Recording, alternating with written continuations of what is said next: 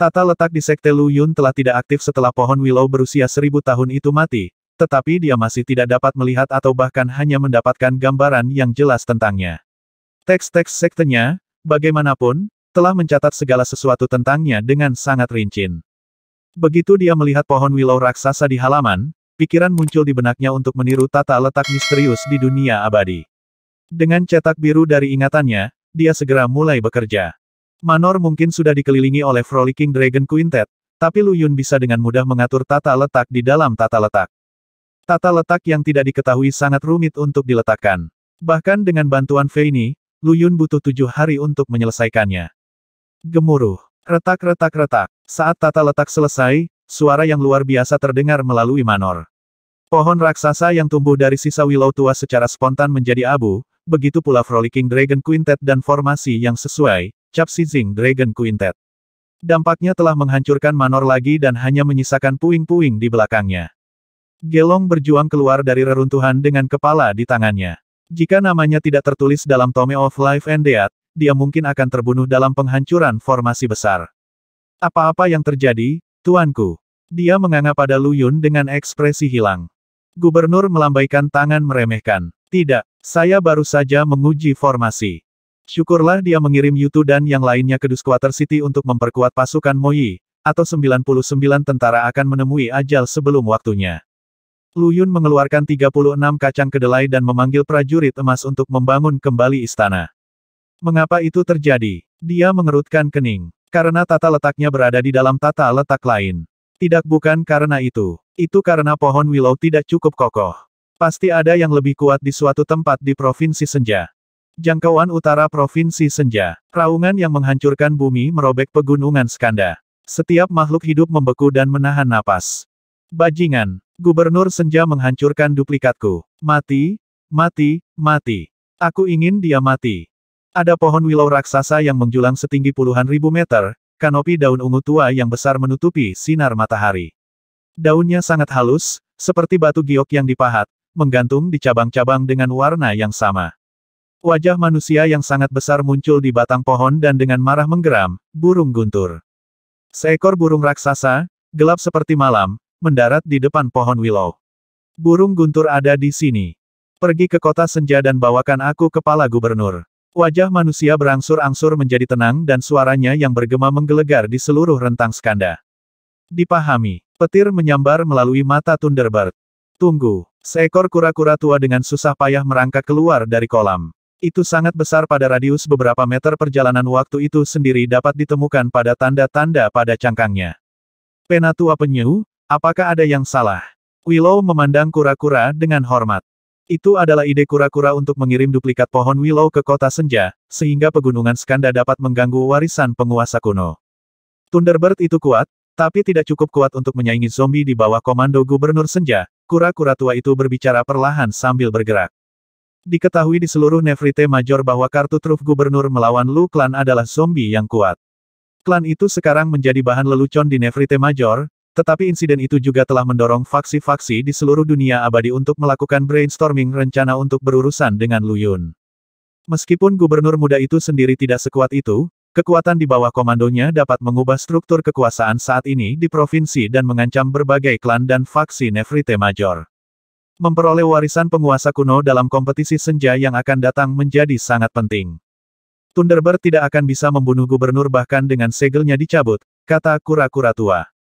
Tanpa segel, Thunderbird adalah makhluk abadi emas, teriak pohon willow raksasa.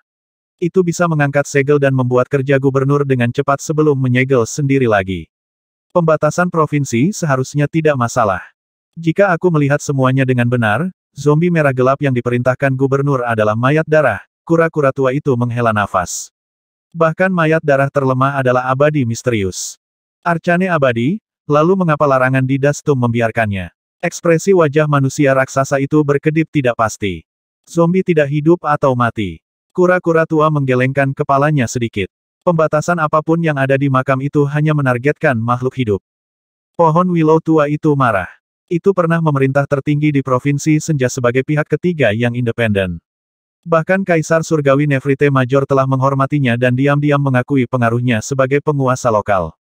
Namun, semuanya telah berubah 1000 tahun yang lalu. Sesuatu yang mengerikan telah terbangun di makam senja kuno, memaksa pohon willow untuk menyegel budidayanya sendiri dan bersembunyi di pegunungan Skanda. Apa yang Anda usulkan untuk kami lakukan, Penatua Penyu? Willow bertanya setelah beberapa pertimbangan. Ada dua cara bagi kita untuk mendapatkan warisan kuno, renung kura-kura perlahan.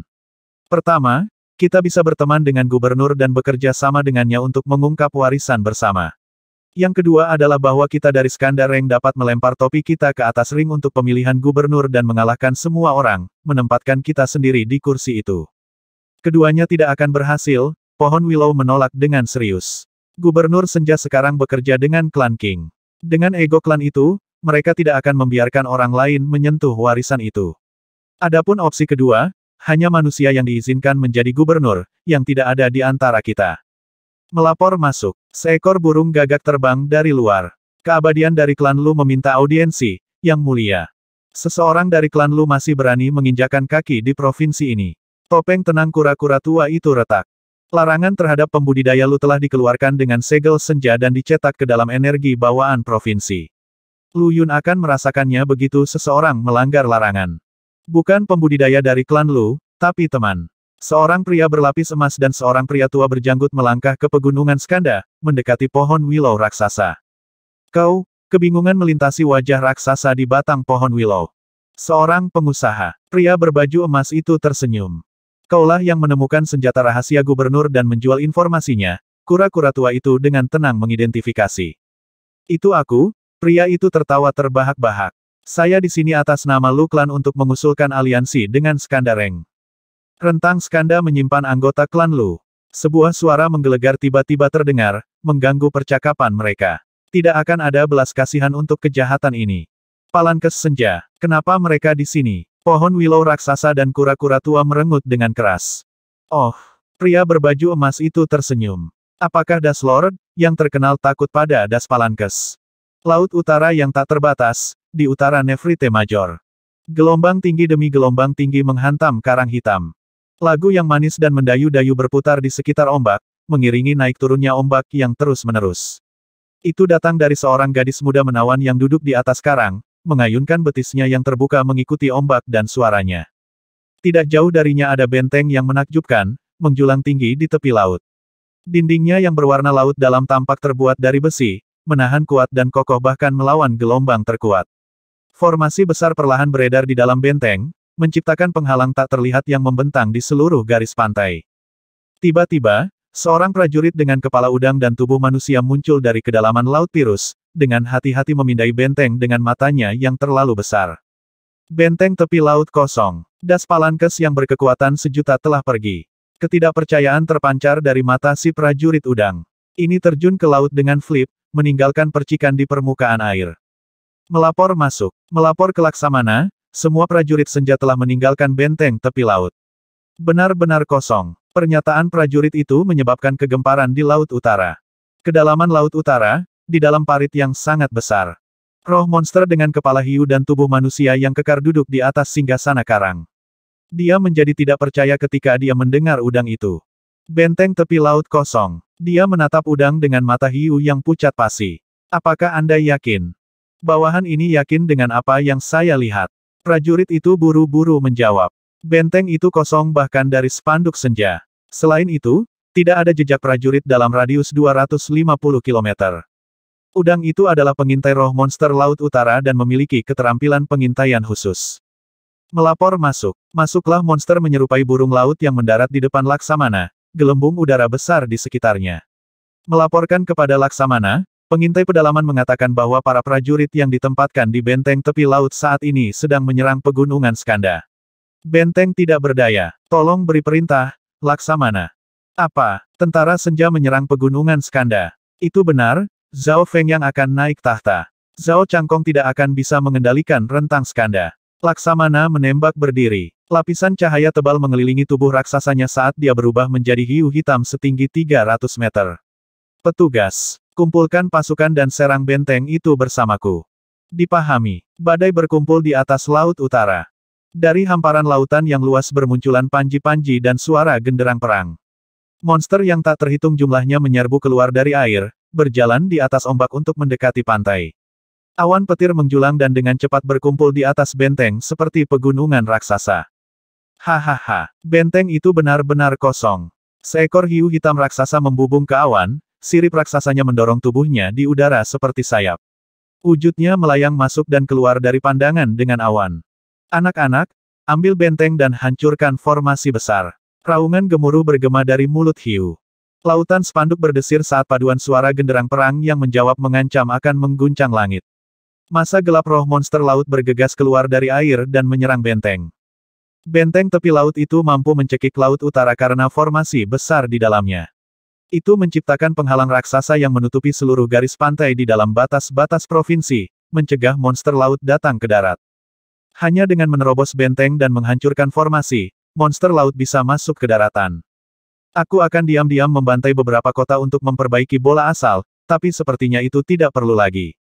Bertengger di karang halus, seorang gadis abu-abu memiringkan kepalanya ke monster laut yang tak terhitung jumlahnya dan bergumam pada dirinya sendiri, apakah Lu Yun melihat niatku dan mengirimku ke sini sebagai gantinya?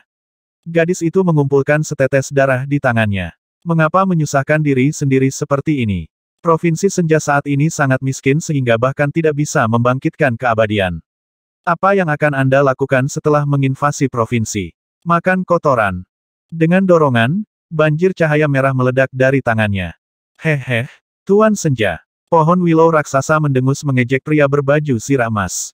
Posisi saya tergantung pada sikap apatis yang mulia Kaisar Surgawi. Dia bisa membunuhku dengan satu jentikan jari jika dia mau. Mendeguk. Pohon willow ungu gelap melebarkan matanya. Kamu bukan dari Istana Nefrite, kan? Ada 9 pengadilan di dunia keabadian dan tidak satupun dari mereka adalah penurut. Tidak peduli siapa yang akhirnya memperoleh warisan penguasa kuno pada akhirnya, penerima manfaat terbesar adalah pengadilan Nefrite. Pria berbaju emas itu berhenti. Suara mendesing.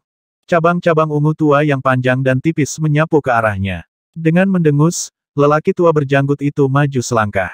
Cahaya yang dipantulkan berkelap-kelip di sekelilingnya, menjatuhkan ranting-ranting itu ke belakang. Jenis lain yang mengejar Dao. Wujudmu yang sebenarnya adalah sejenis peralatan, bukan? Ekspresi pohon willow raksasa menegang dan sebuah cermin muncul di hadapan lelaki tua itu untuk menjaga lelaki berbaju emas itu. Pria itu tertawa terbahak-bahak. Kamu tidak tahu setengahnya, Das Lord. Yang mulia akan mewariskan posisinya sehingga dia bisa mengejar alam yang tidak bisa dijelaskan itu. Putra mahkota Cangkong akan menggantikannya dan menjadi kaisar surgawi yang baru. Tujuan yang mulia adalah tujuan yang sulit dipahami yang akan membutuhkan waktu puluhan ribu tahun untuk dicapai. Sebenarnya pria berbaju emas itu tidak menyelesaikan kalimatnya.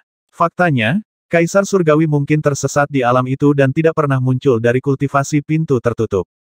Sejumlah petinju kelas berat telah mencoba hal yang sama selama 100.000 tahun terakhir, tetapi sejauh ini tidak ada yang berhasil. Pohon willow jatuh ke dalam pemikiran yang mendalam.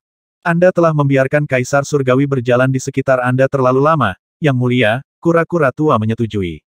Mengingat kekuatanmu, akan mudah bagimu untuk mendapatkan pijakan di Provinsi Senja dan menyebut dirimu raja. Abadi tingkat tinggi tidak berani menginjakkan kaki ke provinsi. Warisan penguasa kuno akan menjadi milikmu untuk diambil. Dengan klan Lu di pihakmu untuk menguasai provinsi dengan gerakan menjepit, pengadilan Nefrite tidak akan berani menantangmu. Gubernur mungkin memiliki zombie yang kuat, tetapi ada banyak hal yang dapat melawan zombie. Serahkan orang-orang dari klan Lu dalam 30 napas, atau semua orang di pegunungan Skanda akan binasa bersama mereka, suara di luar memerintahkan lagi. Anda hanya abadi sejati. Beraninya kamu menyatakan bahwa kamu akan menaklukkan pegunungan Skanda. Pohon willow raksasa meraung dengan serak. Bunuh, anak-anakku. Batang hitamnya memancarkan cahaya ungu gelap saat cabang-cabang meluncur keluar dari tubuhnya. Roh monster yang tak terhitung jumlahnya menyerbu keluar dari rentang Skanda dengan pengabaian yang sembrono. Aku tahu roh pohon tua itu tidak akan tinggal diam. Seorang abadi dalam baju besi hitam di atas awan hitam menyeringai dingin ketika dia melihat pohon willow muncul dari pegunungan Skanda. Yang Mulia Kaisar Surgawi akan segera turun. Zhao Cangkong terlalu tidak berguna untuk mengendalikan faktor-faktor yang mudah berubah ini. Gubernur bijaksana untuk menghancurkan Skanda Rank terlebih dahulu untuk menghindari kerusuhan di masa depan. Laki-laki, bentuklah.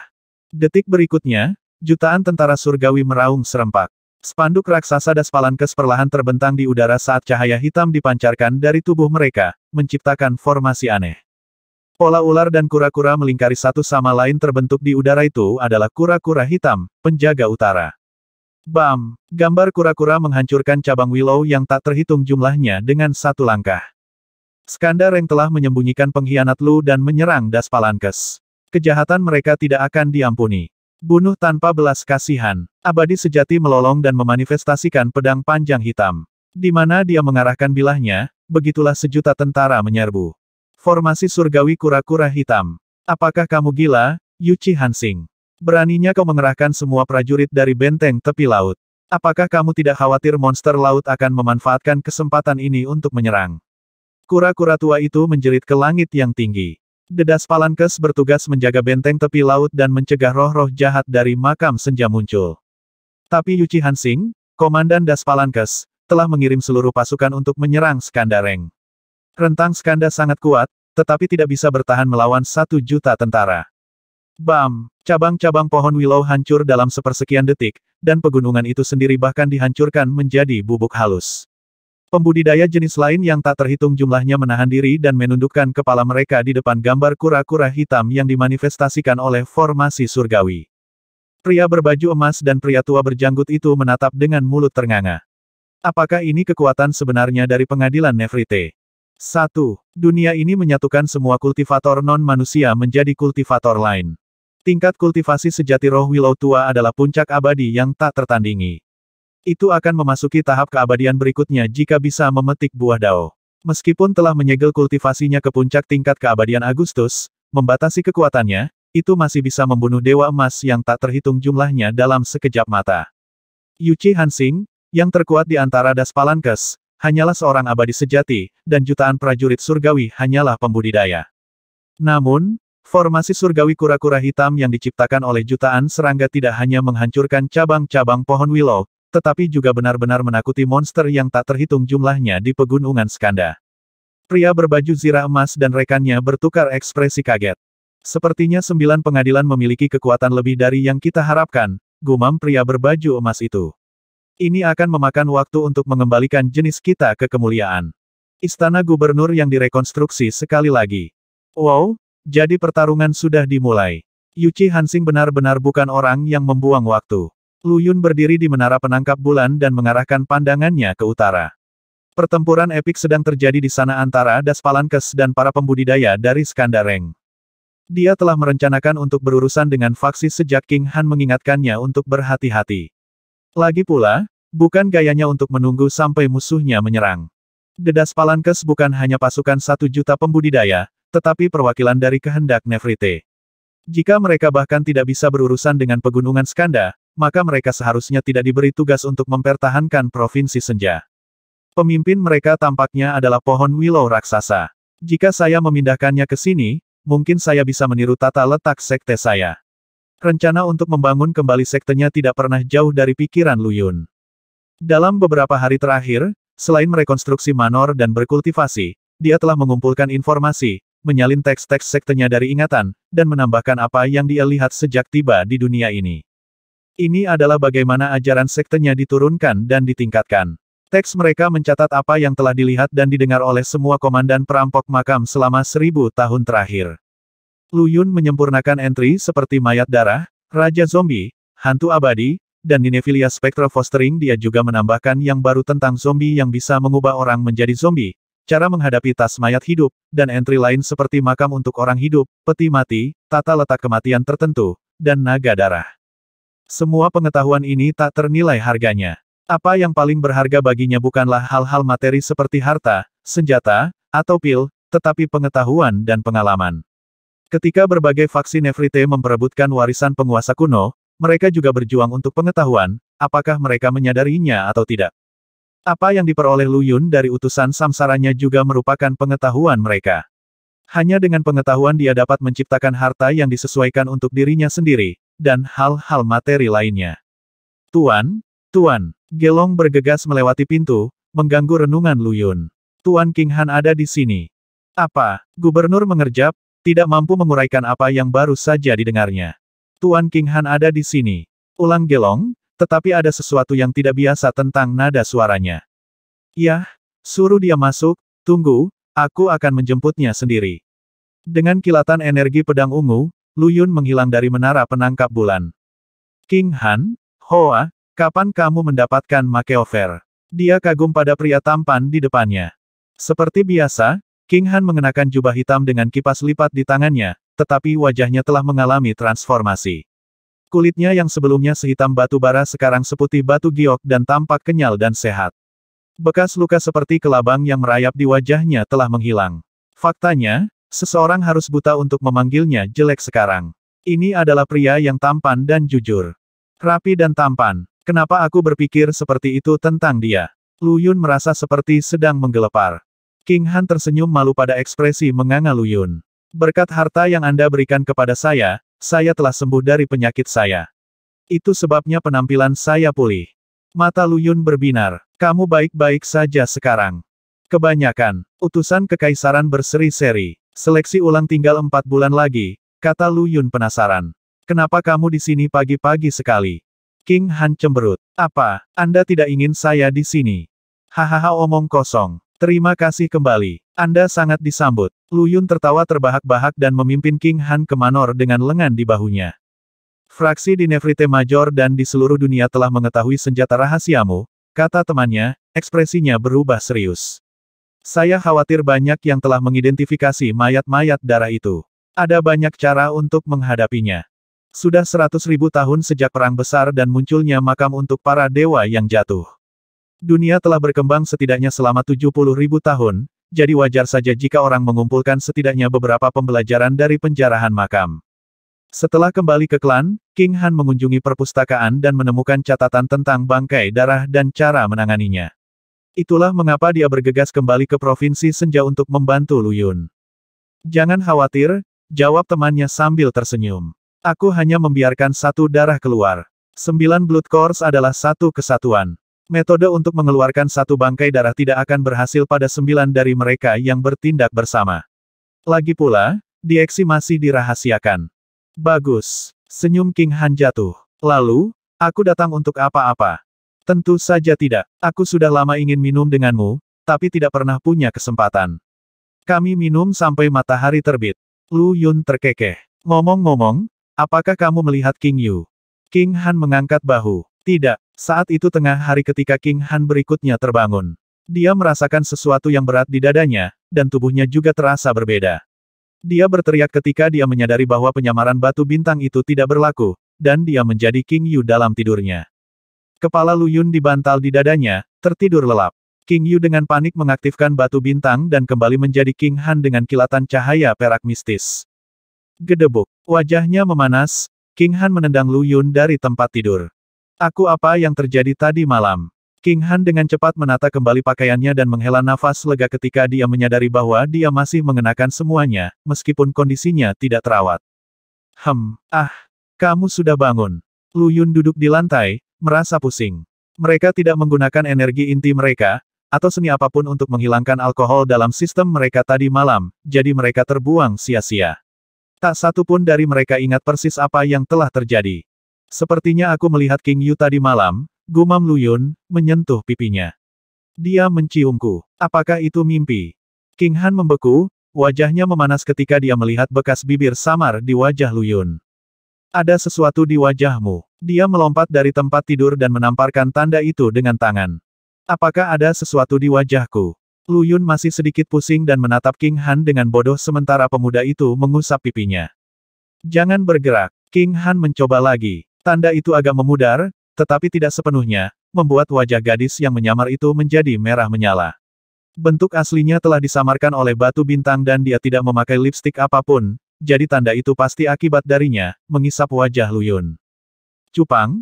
Begitu orang modern menyebutnya. Tentu saja, King Han tidak tahu apa itu cupang, tapi ingatan tentang kegilaan malam sebelumnya perlahan kembali padanya. Untungnya, kultivasi Lu Yun yang relatif rendah dari ranah inti emas membuatnya ringan dalam hal anggur yang diseduh untuk makhluk abadi. Dia percaya kejadian tadi malam adalah mimpi. Aku tidak akan pernah minum dengannya lagi. Jika saya melakukannya, saya harus diam-diam meniadakan potensi anggur. Sedikit energi melayang ke ujung jari King Han saat dia akhirnya menghilangkan tanda itu sepenuhnya. Serius, apa yang ada di wajahku? Lu Yun dengan muram menyentuh pipinya itu keren untuk disentuh dan terasa enak. Dia berkedip saat kepalanya perlahan-lahan menjadi terjaga penuh. Ngomong-ngomong, kenapa kulitmu jadi gelap lagi? Dia mengerutkan kening pada temannya. Apakah penyakitmu bertambah parah? Ah, beginilah penampilanku setelah bangun tidur, King Han berbohong.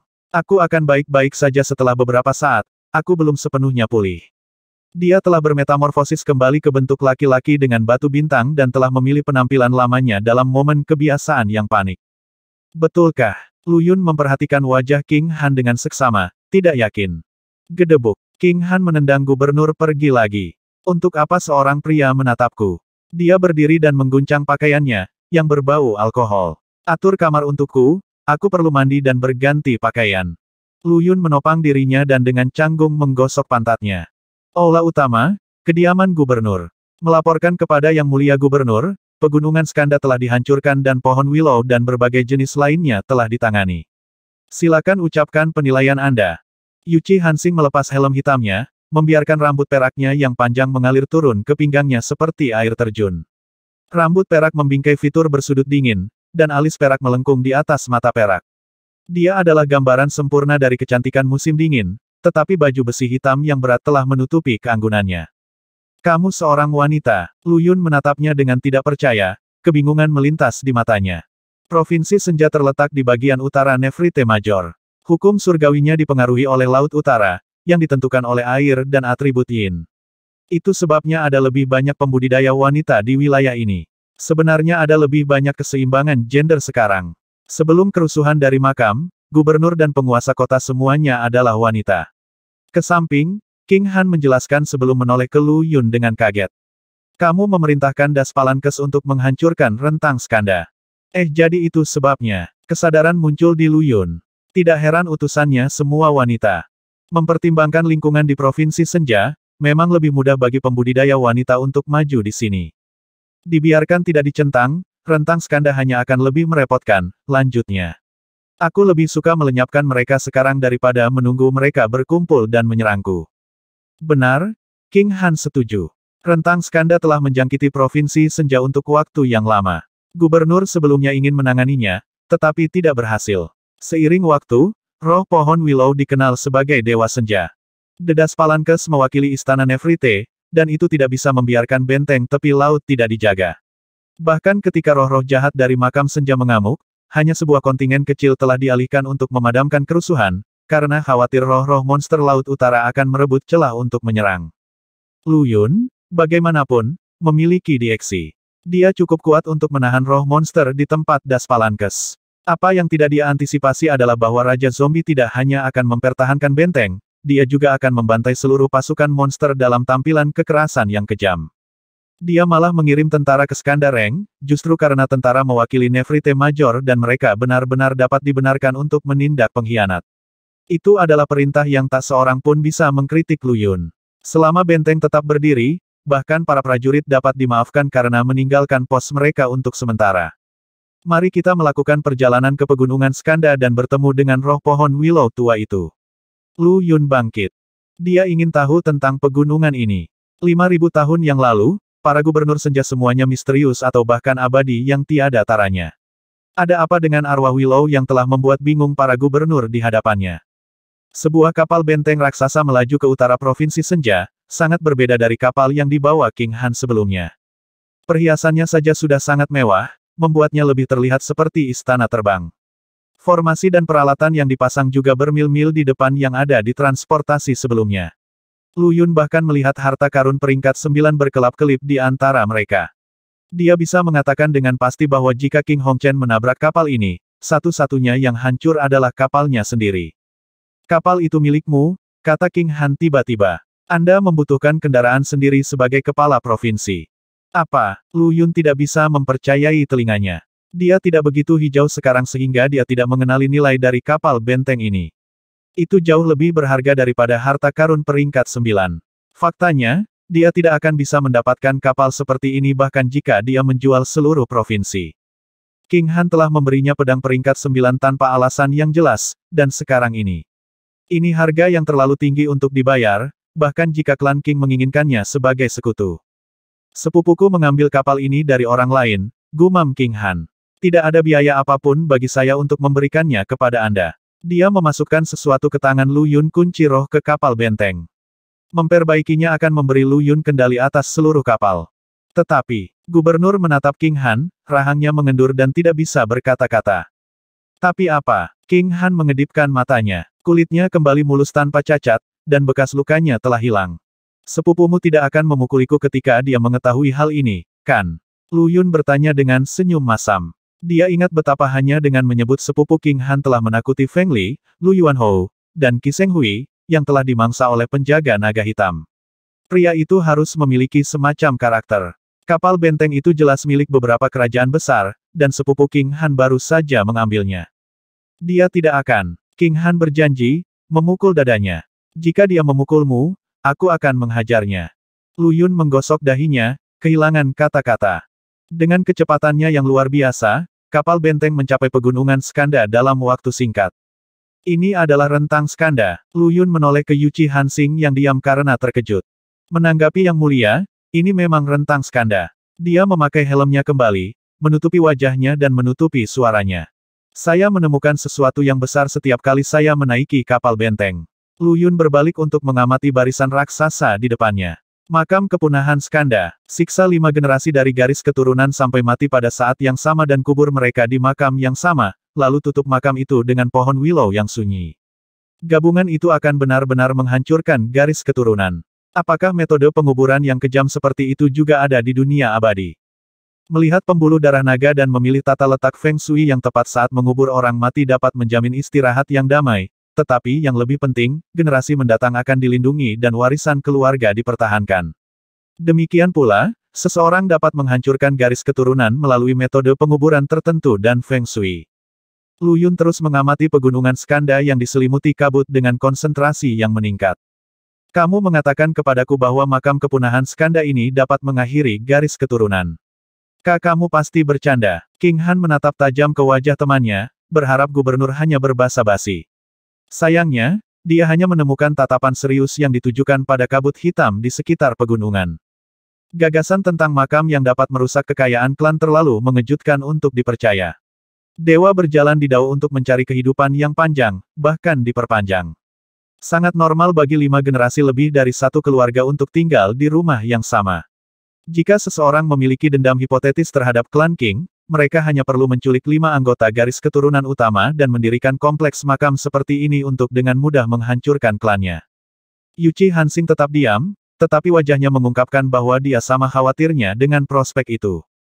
Lihat ke sana, Lu Yun menggelengkan kepalanya. Kabut hitam di sekitar pegunungan Skanda hanya ada untuk menyembunyikan makam di bawahnya. Tapi itu tidak cukup untuk menyembunyikan tata letak di sekitarnya. Ini adalah pengaruh kepunahan alami di medan, jenis yang dibutuhkan makam ini. Pria muda itu berbicara dengan sangat pasti. Makam ini sudah ada sebelum perang besar, yang berarti setidaknya berumur 100.000 tahun. Itu masih melakukan apa yang dirancang untuk dilakukan. Apa? Mata King Han terbuka lebar. Dia masih sulit memahami apa yang dikatakan temannya. Makam berusia 100.000 tahun yang masih berfungsi, apa, tepatnya.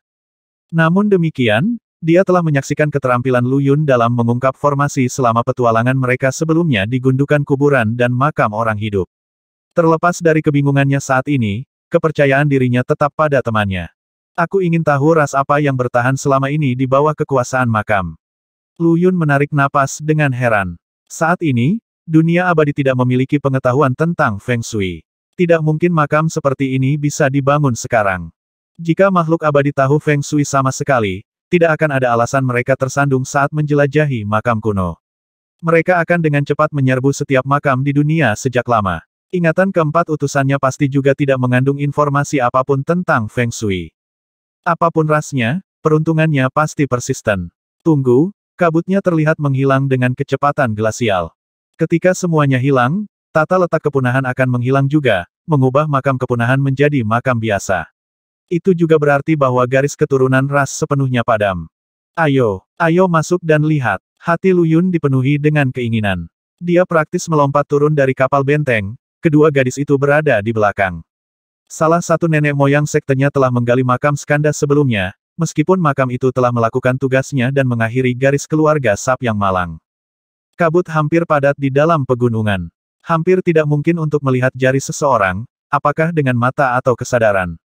Untungnya, formasi surgawi kura-kura hitam telah membuka jalan melalui kabut, memungkinkan perjalanan langsung ke rentang skanda. Sungguh pohon willow yang besar. Mata King Han melebar ke pohon di depan mereka. Batangnya praktis merupakan tembok besar, dan dahannya menjulang ke langit. Kenapa aku tidak bisa melihatnya dari luar? Dia tidak terlalu memikirkan penyebutan temannya tentang Desolate Willow sebelumnya. Ini adalah pertama kalinya dia berada di pegunungan, dan dia benar-benar tidak menyangka pohon itu akan menjadi sesuatu yang luar biasa. Dedalu ini sendiri adalah tata letak perhubungan formasi. Tentu saja bagian luarnya akan disembunyikan. Lu Yun melihat pohon willow hitam itu dari atas ke bawah. Dedalu ini terlihat sepi seperti yang dikatakan buku-buku. Pasti butuh lebih dari 100.000 tahun untuk tumbuh sebesar ini. Formasi surgawi kura-kura hitam terus beredar, membawa sejumlah besar energi alami ke tempat itu. Semua ras pembudidaya jenis lain di pegunungan Skanda, besar dan kecil, serta willow raksasa, telah berlutut. Gubernur Senja, wajah manusia tiba-tiba muncul di kulit pohon willow yang hitam. Matanya yang besar menatap tajam ke arah Lu Yun. Kamu pasti yang disebut Das Lord Mem, Lord Sitet, menurutku. Lu Yun melirik ke samping ke kolam terdekat saat dia mengatakan ini. Guyuran. Kata-kata lebih lanjut yang dia ucapkan terpotong saat kolam bertinta meletus dalam gelombang ganas, membawa kura-kura senja keluar dari kedalaman di atas geyser. Kura-kura itu lebarnya hampir setengah kilometer. Yang lebih mengejutkan lagi, ia memiliki kepala naga. Paku tajam dan bertulang menonjol dari setiap inci baju zirah reptilnya, juga persendian dan ekornya. Persenjataannya memotong gambar yang menakutkan. Sebuah jubah, Lu Yun dan King Han mengucapkannya bersamaan. Dejubah adalah roh megah dengan darah naga di pembuluh darahnya. Menurut legenda, itu adalah keturunan dari Baxia, salah satu dari 9 putra Raja Naga. Sama seperti nenek moyangnya, kekuatan riaknya bisa memindahkan gunung dan laut. Ledakan. Pada saat yang sama dengan kemunculan jubah, bola air dengan diameter lebih dari 36 meter meluncur ke arah Lu Yun, berderak karena listrik. Ini jebakan. Pemuda itu pucat. Dia melihat sesuatu yang mengintai di kolam terdekat, tapi jubah yang menakutkan. Formasi surgawi kura-kura hitam, masih mengambang di udara, tampaknya tidak berpengaruh pada roh monster baru. Kelembaban yang tebal meresap ke udara. Lu Yun bisa merasakan perasaan sesak yang menyesakkan di sekelilingnya, hampir seperti dia tenggelam di laut. Formasi, bangkit. Yuchi Hansing berseru dengan paksa. Formasi surgawi turun atas perintahnya, melindungi Lu Yun dari bola kekuatan. Keriuhan ledakan bergema di udara. Petir dan gelombang menerangi langit di atas rentang skanda saat formasi surgawi kura-kura hitam hancur karena benturan. Dalam gempa susulan yang beriak, prajurit yang tak terhitung jumlahnya dari Das Palankes berubah menjadi debu. Setiap roh di bawah pengaruh mantan formasi dibebaskan dari ikatan mereka. Hahaha. Dejubah meraung. Formasi surgawi kura-kura hitam adalah kutukan bagi semua roh monster, tapi bukan aku. Kami juga adalah anak-anak Baxia dan keturunan naga. Formasi menyedihkanmu tidak bisa menahanku. Tubuhnya tiba-tiba menggelembung hingga 10 kali ukuran aslinya dan cakar dengan cakar setajam naga menghantam Lu Yun. Bersenandung. Sebuah lingkaran cahaya muncul di sekitar Yuchi Hansing. Dia mengeluarkan tombak sedingin es, menusukkannya ke cakarnya sekejam yang dia bisa. King Han mengambil kesempatan ini untuk menangkap Lu Yun sebelum terbang kembali dengan tergesa-gesa. Jangan gunakan gulungan itu. Melihat temannya meraih gulungan dewa penggembalaan membuat Lu Yun panik. Dia menghentikan King Han segera setelah dia menyadarinya. Tetapi, King Han berwarna. Dia ingin mengatakan sesuatu, tapi Lu Yun menutup mulutnya dengan tangan. King Han terlalu naif. Dia tidak tahu berapa banyak pasang mata yang mengawasi mereka dari luar pegunungan. Jika dia mengatakan bahkan setengah kata tentang gulungan itu, dia akan dipotong-potong segera setelah dia meninggalkan provinsi. Itu hanya jubah, Lu Yun mencibir. Semua milikmu, Aoksue. Seperti yang Anda inginkan, sebuah suara dingin bergema. Aroma dan aura darah memenuhi udara begitu saja, menandakan munculnya sosok yang diwarnai merah tua. Seorang jubah yang berani menata dirinya sendiri sebagai bangsawan. Bentuk ramping Aoksue mulai terlihat. Tunggu, kau, bagaimana ini bisa? Dejubah tersentak kaget. Dejubah menatap gadis dengan pakaian darah merah dan rambut dalam pengakuan menakutkan. Seseorang yang telah meninggal lebih dari 5.000 tahun yang lalu berdiri tepat di depan matanya. Apakah kamu manusia atau hantu? Itu memberanikan diri dengan suara gemetar. Aura menakutkan yang dipancarkannya tiba-tiba menyusut dan menyusut kembali ke ukuran aslinya, paku dan kepala naga ditarik. Anda kenal saya. Aoksue sedikit mengernyit. Dia melirik jubah sambil berpikir, yang sekarang berubah wujud menjadi kura-kura. Saya, Dejubah mencabut kepalanya, terlalu takut untuk berbicara. Itu memang mengenal Aoksue, tapi dia tidak mengenalinya. Dulu, dia adalah salah satu pelayan di Istana Naga Laut Utara. Meskipun gadis Crimson sebelumnya hanya abadi, aura drakoniknya yang keras menahannya dengan ketat.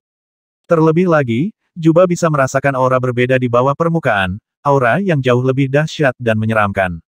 Satu gerakan yang salah akan mengirimnya ke malapetaka. Dalam kekacauan itu, sebuah ingatan yang telah lama hilang muncul ke permukaan pikirannya yang bingung. Berhenti, berhenti, semuanya berhenti. Itu buru-buru menginterupsi pertarungan yang akan meletus antara manusia dan jenis lain yang baru dibebaskan dan Willow Hitam. Penguasa sejati dari Skandareng akhirnya datang. Salam, oh Nyonya. Kura-kura raksasa itu menurunkan dirinya ke tanah dan membanting kepalanya beberapa kali dalam menirukan kowtow. Aku Nyonya tempat ini. Aoksue tercengang. Dia menatap kosong ke arah Lu Yun. Setelah memeriksa ingatannya melalui Tome of Life and Death, pemuda itu sama tidak mengertinya dengan dia tentang hubungan apapun yang dia miliki dengan pegunungan. Pohon Willow Hitam itu juga mengintip ke arah Aoksue melalui matanya yang melebar. Ketika merasakan kedengkian jahat yang dibawanya, itu juga dikuasai oleh rasa takut. Nyonya, itu benar-benar kamu. Bentuk pohon willow yang bergetar dengan jelas mengomunikasikan kekaguman dan rasa hormatnya. Jelas, itu akan sampai pada kesimpulan yang sama melalui ingatan yang terlupakan. Jenis lain yang tak terhitung jumlahnya tetap relatif diam, menganga pada pohon willow besar yang seharusnya menjadi pemimpin mereka. Mengapa wanita aneh ini disebut nyonya mereka? Apa semua ini? Tanya Aoksue. Aku adalah putri dari roh Laut Utara, dan bukan nyonya di tempat ini. Saya tidak ada hubungannya dengan apapun di sini. Roh air Laut Utara. Giliran Yuchi Hansing untuk mundur dengan keterkejutan yang tidak dapat dipercaya. Roh air tidak sama dengan roh monster yang sekarang menjadikan laut sebagai rumah mereka. Puluhan ribu tahun yang lalu, Laut Utara Nefrite Major adalah domain dari roh airnya, diperintah oleh garis keturunan naga dari istana yang luas.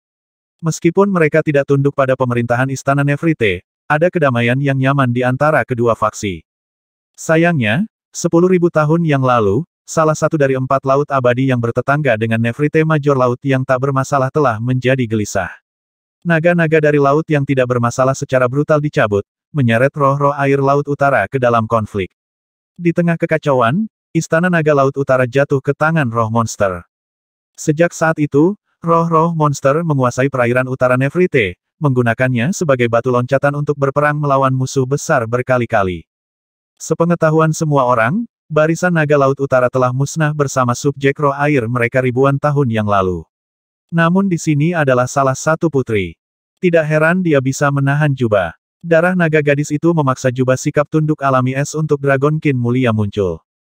Keheningan mematikan terjadi di dalam rentang skanda. Semua orang menunggu sosok ramping dengan napas tertahan, perhatian mereka terfokus padanya. Aha, aku mengerti sekarang, seru Lu Yun tiba-tiba. Apa yang kamu mengerti? Pohon willow hitam menderu ia ingin membunuh Lu Yun sama seperti sebelumnya. Pria muda itu tanpa berkata-kata menggelengkan kepalanya, tetapi dia sepenuhnya memahami implikasi dari pencerahannya. Siapa Aoksue tidak terlalu penting seperti apa dia. Aoksue adalah naga darah. Meskipun pembawa peti mati Enwim telah mengambil bagian tata letak, dari kekuatannya, dia menyimpan setiap karakteristik lain dari bentuk barunya. Dia pernah menjadi naga emas dalam hidupnya, bangsawan dari spesiesnya. Namun, dia sekarang tidak bisa dibedakan dari naga darah lainnya. Lu Yun mentransmisikan pikirannya ke Aoksue, yang menundukkan kepalanya untuk berpikir sejenak. Jika aku adalah nyonya tempat ini, kalian semua harus mendengarkanku, kan? Iya nyonya, semoga kehendakmu jadi, kata Willow dan kura-kura serempak. Maka kehendak saya adalah agar kalian semua mengikuti Gubernur Senja mulai sekarang, sebagai bawahannya. Bisakah Anda melakukan itu? Aoksue menyatakan dengan dingin. Iya nyonya, salam, yang mulia, salam, Tuan Gubernur. Longsoran tangisan penghormatan memuncak melalui rentang skanda. Yuchi Hansing terdiam. Rentang skanda yang bersifat kanker ditaklukkan, begitu saja. Pengaruh tempat itu terbentang sejauh dan seluas perjalanan para pembudidayanya ke seluruh dunia. Keanggotaannya tidak hanya terbatas pada pembudidaya kerabat lainnya. Beberapa pembudidaya manusia yang mengikuti jalan yang lebih gelap juga membual tentang afiliasi. Pegunungan mewakili faksi yang sangat besar. Sekarang, semuanya milik Gubernur Senja. Itu agak terlalu banyak untuk dia terima. Namun, Lu Yun sedang tidak ingin bahagia. Jadi rentang skanda benar-benar terkait dengan tata letak pembawa peti mati Enuim yang mengerikan itu. Dia tidak bisa mengatakan dengan tepat betapa mengerikannya itu, tetapi itu menahannya di dalam gerbang. Di sana, kekuatan buku membuatnya tak terkalahkan, jadi dia harus berkuasa. Jika dia tidak campur tangan, naga darah dari gundukan kuburan akan datang ke sini dan mengambil alih kendali, setelah kebangkitannya. Mempertimbangkan penyebutan King Han tentang pembudidaya manusia jahat yang tak terhitung jumlahnya yang berafiliasi dengan rentang skanda, dunia benar-benar akan dilemparkan ke dalam kekacauan saat itu. Selain itu, misteri makam kepunahan skanda masih belum terpecahkan. Di mana dua perwakilan dari klan Lu? Yuchi Hansing tiba-tiba menyela. Pria dan roh peralatan berbentuk manusia. Kura-kura tua dengan cepat menjawab. Mereka pergi bersembunyi lebih dalam di pegunungan ketika Daspalankes datang. Roh peralatan mengambil bentuk seorang pria. Lu Yun dan yang lainnya tercengang. Ya, persis begitu, jawab kura-kura tua. Bentuk aslinya adalah cermin, kurasa. Jadi begitu, aku tahu siapa yang kamu bicarakan. Lu Yun segera bereaksi terhadap bagian terakhir itu. Beberapa hari yang lalu, ketika dia pertama kali kembali ke ibu kota Provinsi Senja, Fei ini memperhatikan mereka diawasi oleh cermin aneh. Itu pasti roh peralatan ini. Mungkinkah mereka pergi ke makam kepunahan skanda? Dia bertanya-tanya. Keberadaan makam sangat membuatnya penasaran. Jika orang yang sama yang melakukan tata letak pembawa peti mati Enuim telah mengatur tempat ini, dia benar-benar harus menghentikan rencana mereka. Seekor naga darah bisa membawa bencana yang luar biasa. Tidak ada yang tahu apakah sesuatu yang sama menakutkannya ada di sini, atau lebih buruk. Provinsi Senja adalah wilayahnya. Tidak mungkin dia membiarkan elemen yang tidak stabil ada. Ketika dia tumbuh lebih kuat di masa depan, dia bermaksud untuk menetralisir setiap potensi ancaman di wilayahnya, termasuk yang kuno di pusat provinsi. Apapun yang ingin dihancurkan oleh pembawa peti mati Enuim, dia akan menyelamatkannya. Faktanya, ras yang menjadi target makam bisa sangat baik untuk melawan tata letak itu. Bawa anak buahmu kembali ke benteng, Yuchi. Lu Yun melambai pada komandan. Meskipun Yuchi Hansing tertarik untuk mengetahui lebih banyak tentang makam di pegunungan, dia tidak bisa melanggar perintah pemuda itu. Misinya di sini selesai. Meskipun sekitar 100.000 tentara telah hilang, itu tidak berarti jika dibandingkan dengan penaklukan gubernur atas pegunungan skanda. Yuchi Hansing tidak berperasaan, sama seperti dia tidak peka. Korban seperti itu normal di Laut Utara. Yuchi Hansing pergi dengan sisa 800.000 dan beberapa tentara. Lu Yun tahu bahwa jumlah mereka akan segera terisi kembali. Bicaralah, Lu Yun menyatakan kepada pohon willow raksasa dan jubah. Ada apa dengan tempat ini? Para pembudidaya lain di dalam rentang skanda telah tersebar dan kembali ke rumah mereka.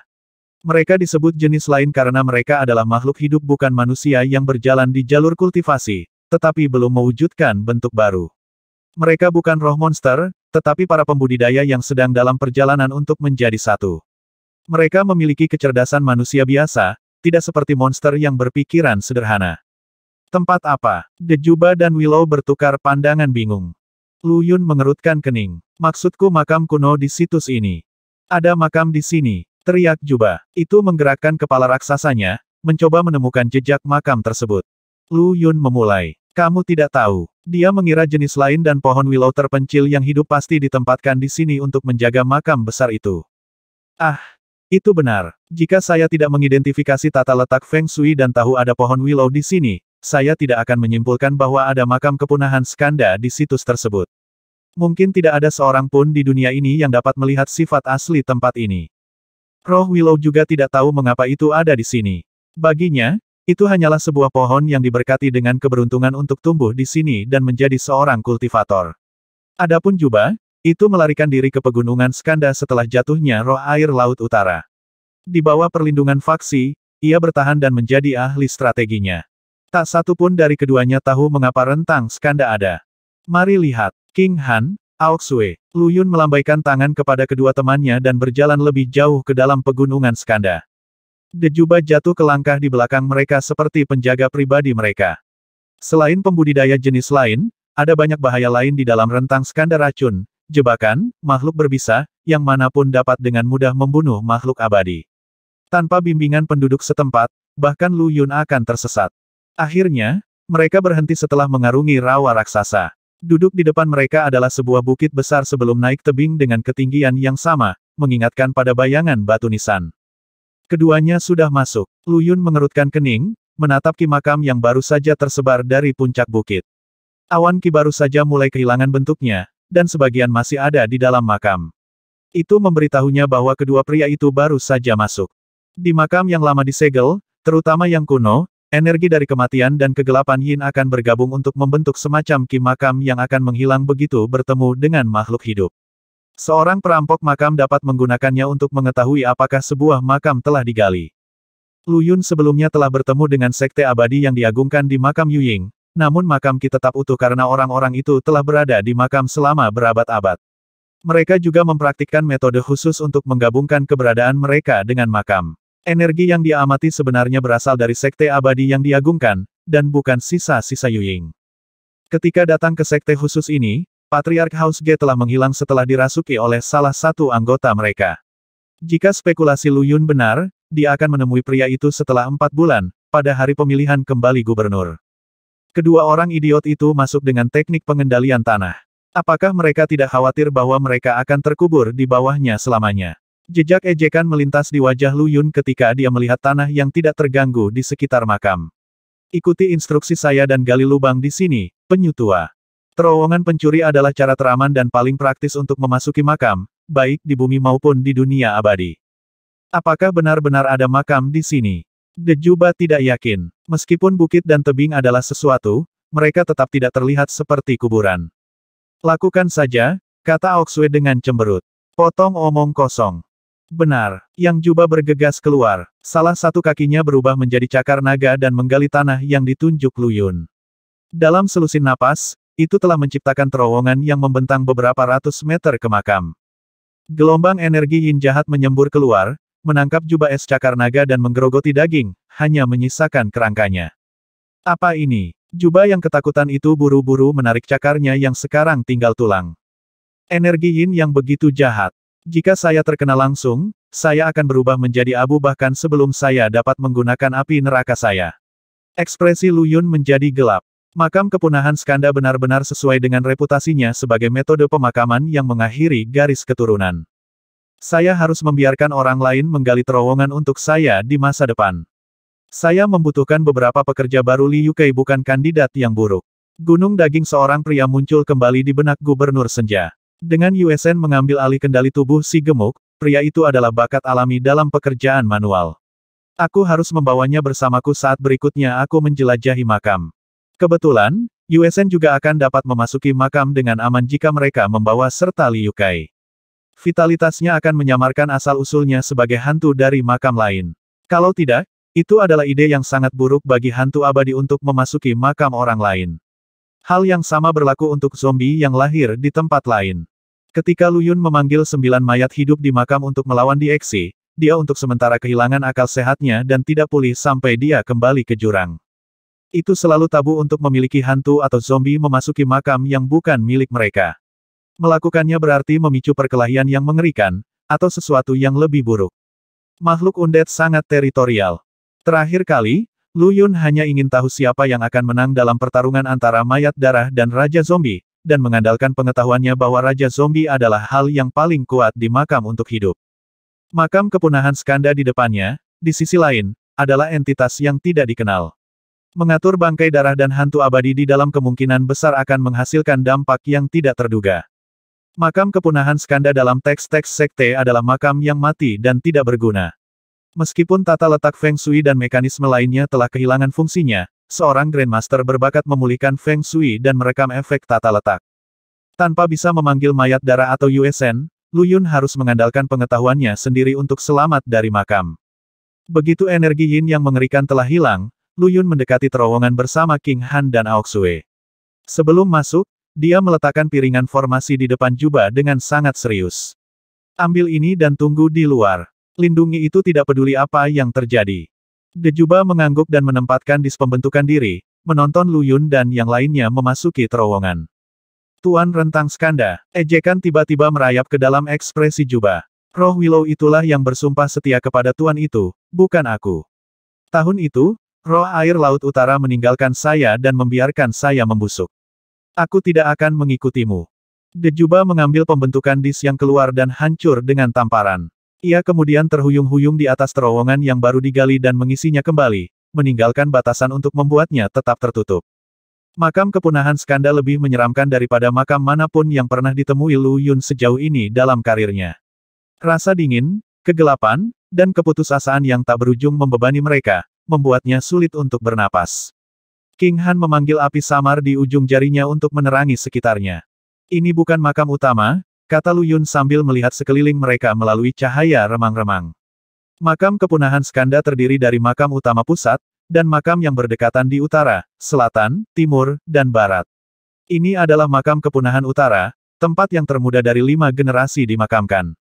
Makam utama harus tepat di bawah pohon willow. King Han mengangguk. Tuan, apakah Anda sengaja membiarkan Juba membawa kami ke sini? Aoksue bertanya tiba-tiba. Kau juga berpura-pura tidak mengetahuinya, bukan? Lu Yun menjawab. Mereka bertukar senyum konspirasi. King Han gelisah dengan gelisah. Dia tahu di mana Lu Yun menemukan Putri Naga. Miao pernah menyebutkan bahwa seekor naga dikuburkan di peti mati luar perunggu dari tata letak kebangkitan. Itu pasti Putri Roh Air Laut Utara ini. Apakah Lu Yun yang membangkitkannya, atau tata letak kebangkitannya? Keturunan King dengan hati-hati menahan diri untuk tidak bertanya kepada temannya. Juba adalah pengkhianat roh air. Merekalah yang menjual intelijen tentang titik lemah Istana Naga. Tatapan Aoksue berubah dingin. Juba itu mungkin setia pada penguasa pegunungan Skanda, tapi tidak pernah padaku. Ia menginginkan kematianku dengan setiap serat keberadaannya. Pada saat itu, istana hampir runtuh, tetapi masih ada secercah harapan.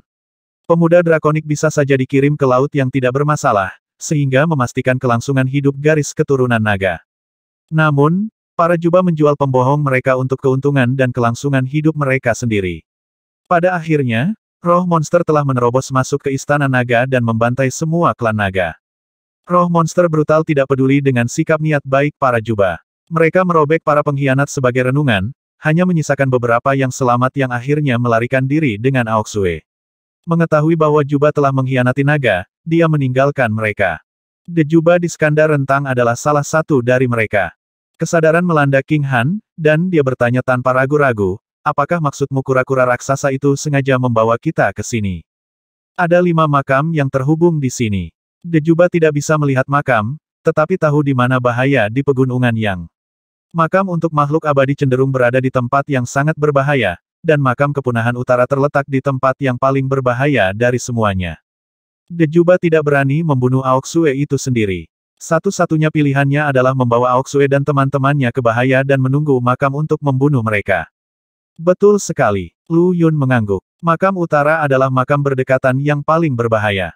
Kekuatan biduk berkuasa di sini, dan itu melambangkan kematian. Kemungkinan makhluk hidup selamat dari tamasya di sini sangat tipis. Kembalilah, Aoksue. King Han, ikuti aku dengan cermat dan jangan membuat satu langkah pun yang salah. Aoksue terdiam, tidak mengerti mengapa Lu Yun sangat mempercayai King Han. Dengan busur terakhir, dia perlahan menghilang dari pandangan.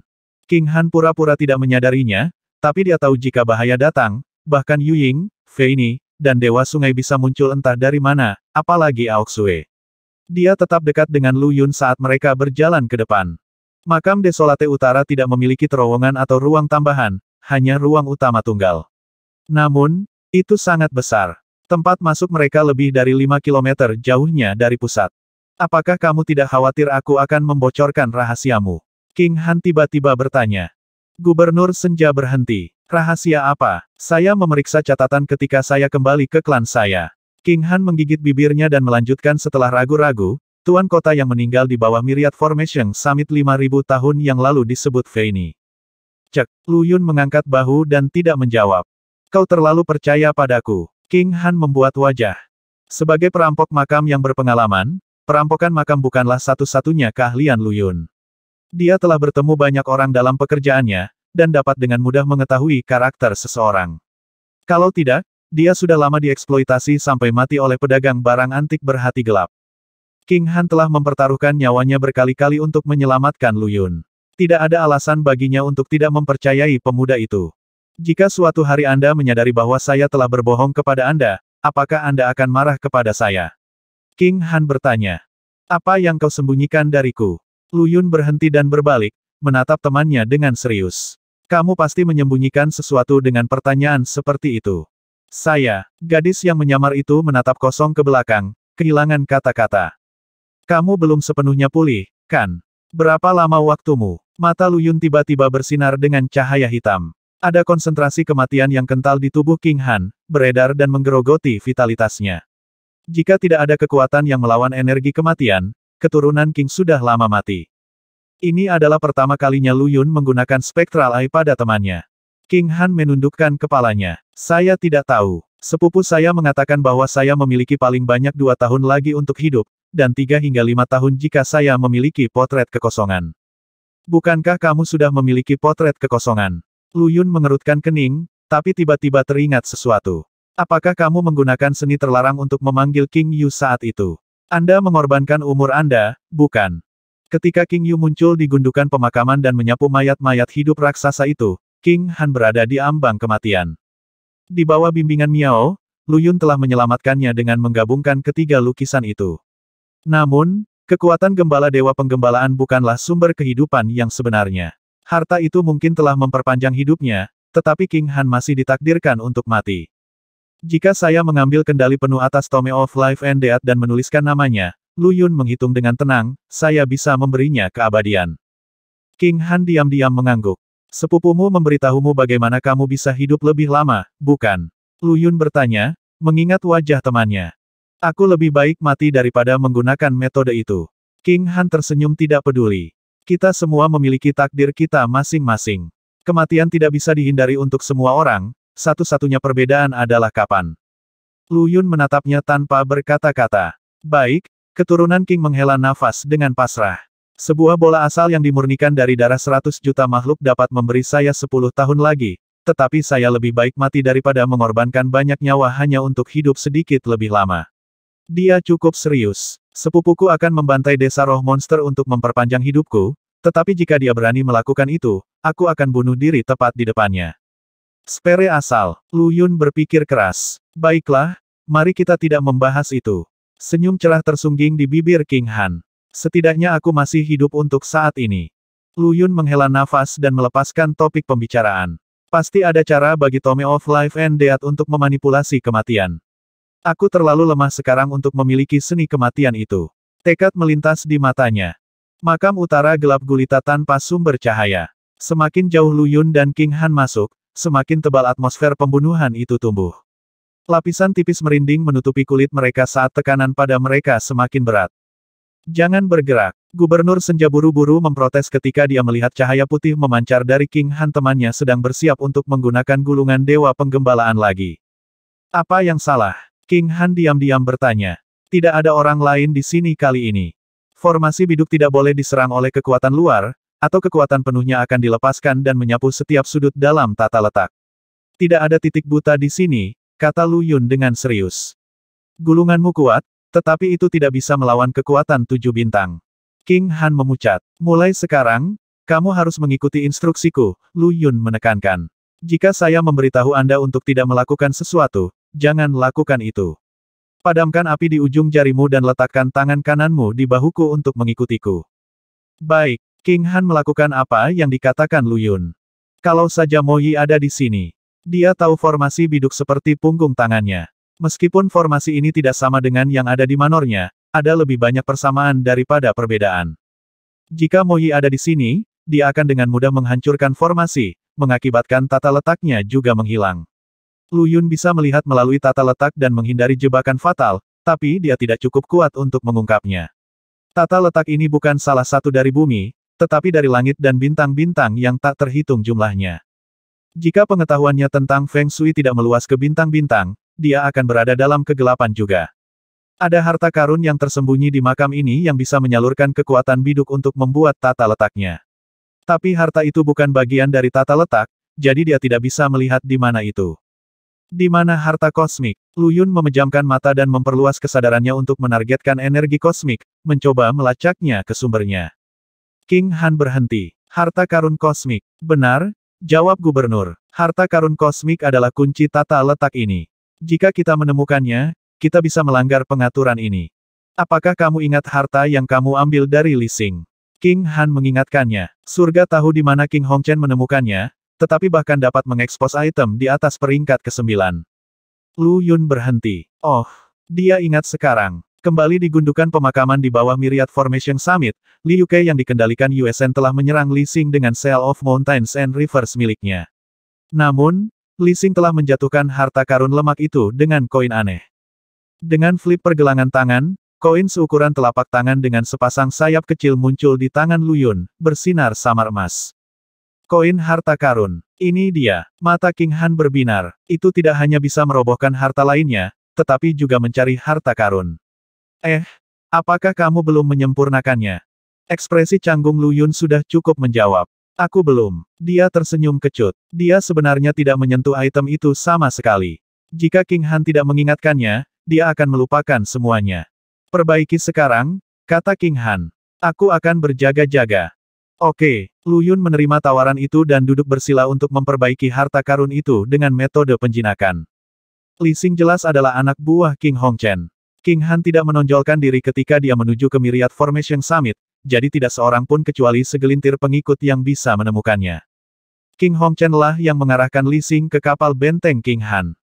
Pria itu pergi ke sana dengan koin harta karun, bertujuan untuk mendapatkan potret kekosongan, tetapi sayangnya dia akhirnya dirasuki oleh roh potret itu dan akhirnya mati dan tercerai-berai. Koin itu sekarang tidak memiliki pemilik, jadi Lu Yun dapat memperbaikinya tanpa kesulitan. Itu benar-benar bisa mencari harta karun. Gubernur Senja menjadi bersemangat ketika dia menerima informasi dari koin yang disempurnakan. Bergegas, sayap yang melekat pada koin menyala sebagai tanggapan atas nyanyiannya dan koin itu menghilang dalam sekejap cahaya. Ikut denganku. Lu Yun meraih King Han dan berjalan melalui tata letak. King Han tersipu ketika Lu Yun meraih tangannya. Kesadaran gubernur terpaku pada koin, dan karena itu gelap gulita di sekitar mereka. King Han diam-diam membubarkan kekuatan batu bintang dan berubah menjadi King Yu, membiarkan Lu Yun menuntunnya melewati kegelapan tanpa akhir. Lu Yun tidak lebih bijaksana. Satu-satunya fokusnya adalah mengendalikan koin tanpa peringkat untuk mencari harta kosmik yang tersembunyi di dalam kegelapan. Kenapa kamu diam lagi, King Han? Lu Yun bertanya tanpa sadar. King Yu mengikutinya tanpa sepatah kata pun. Ini dia. Lu Yun tiba-tiba berhenti, menyebabkan gadis itu jatuh ke pelukannya pada saat gangguan. Aroma yang menyerang indera Lu Yun untuk sementara membuatnya terpesona. King Yu buru-buru mundur dan mengaktifkan batu bintang. Kami sudah di sini. Dia agak kecewa. Lu Yun masih bingung. Dia pasti merasakan tubuh lembut jatuh ke pelukannya sekarang. Apakah itu kamu, King Han? Tidak. King Han dengan cepat merespons. Lu Yun tegang. Apakah ada orang lain di sini? Yah. King Han mengutuk dirinya sendiri. Melayani saya tepat untuk menghilangkan penyamaran. Seberapa besar aku bisa saja mengikutinya diam-diam. Dia tiba-tiba menemukan dirinya dalam sepasang lengan yang sama. Lembut, aku lupa seberapa sedikit temperamenmu. Kamu tidak punya otot sama sekali. Lu Yun menggaruk kepalanya dan mengulurkan tangan untuk membelai dada King Han. Ya, itu datar. Tidak terasa ada ikatan di sana. Dia benar-benar dia. King Han memerah merah cerah. Untungnya, tempat itu terlalu gelap bagi Lu Yun untuk melihat ekspresinya, atau gubernur akan menyadari sesuatu. Apa? Apa yang kamu lakukan? Meraba-raba dada seorang pria. King Han menekan keinginan untuk menjauh.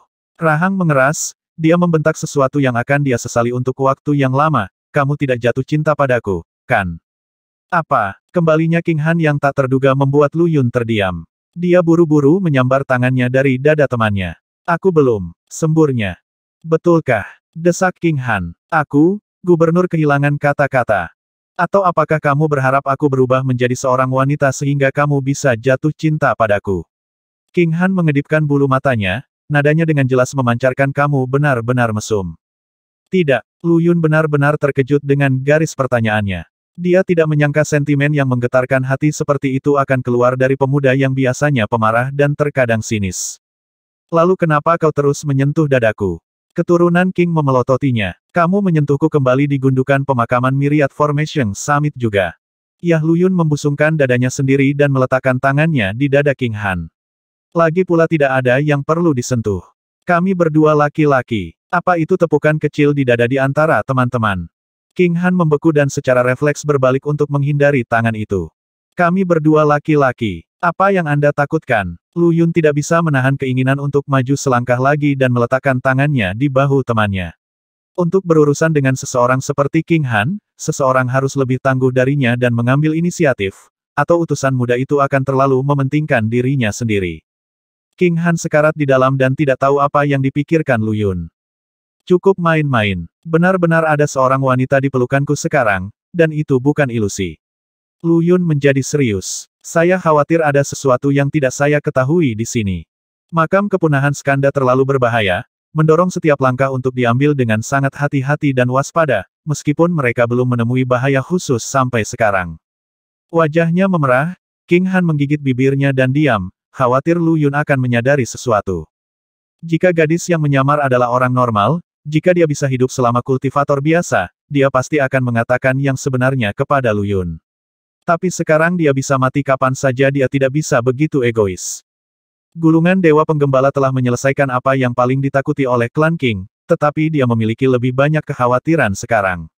Tampaknya yang terbaik baginya untuk bersembunyi di tempat tersembunyi suatu hari nanti dan diam-diam mati sendirian.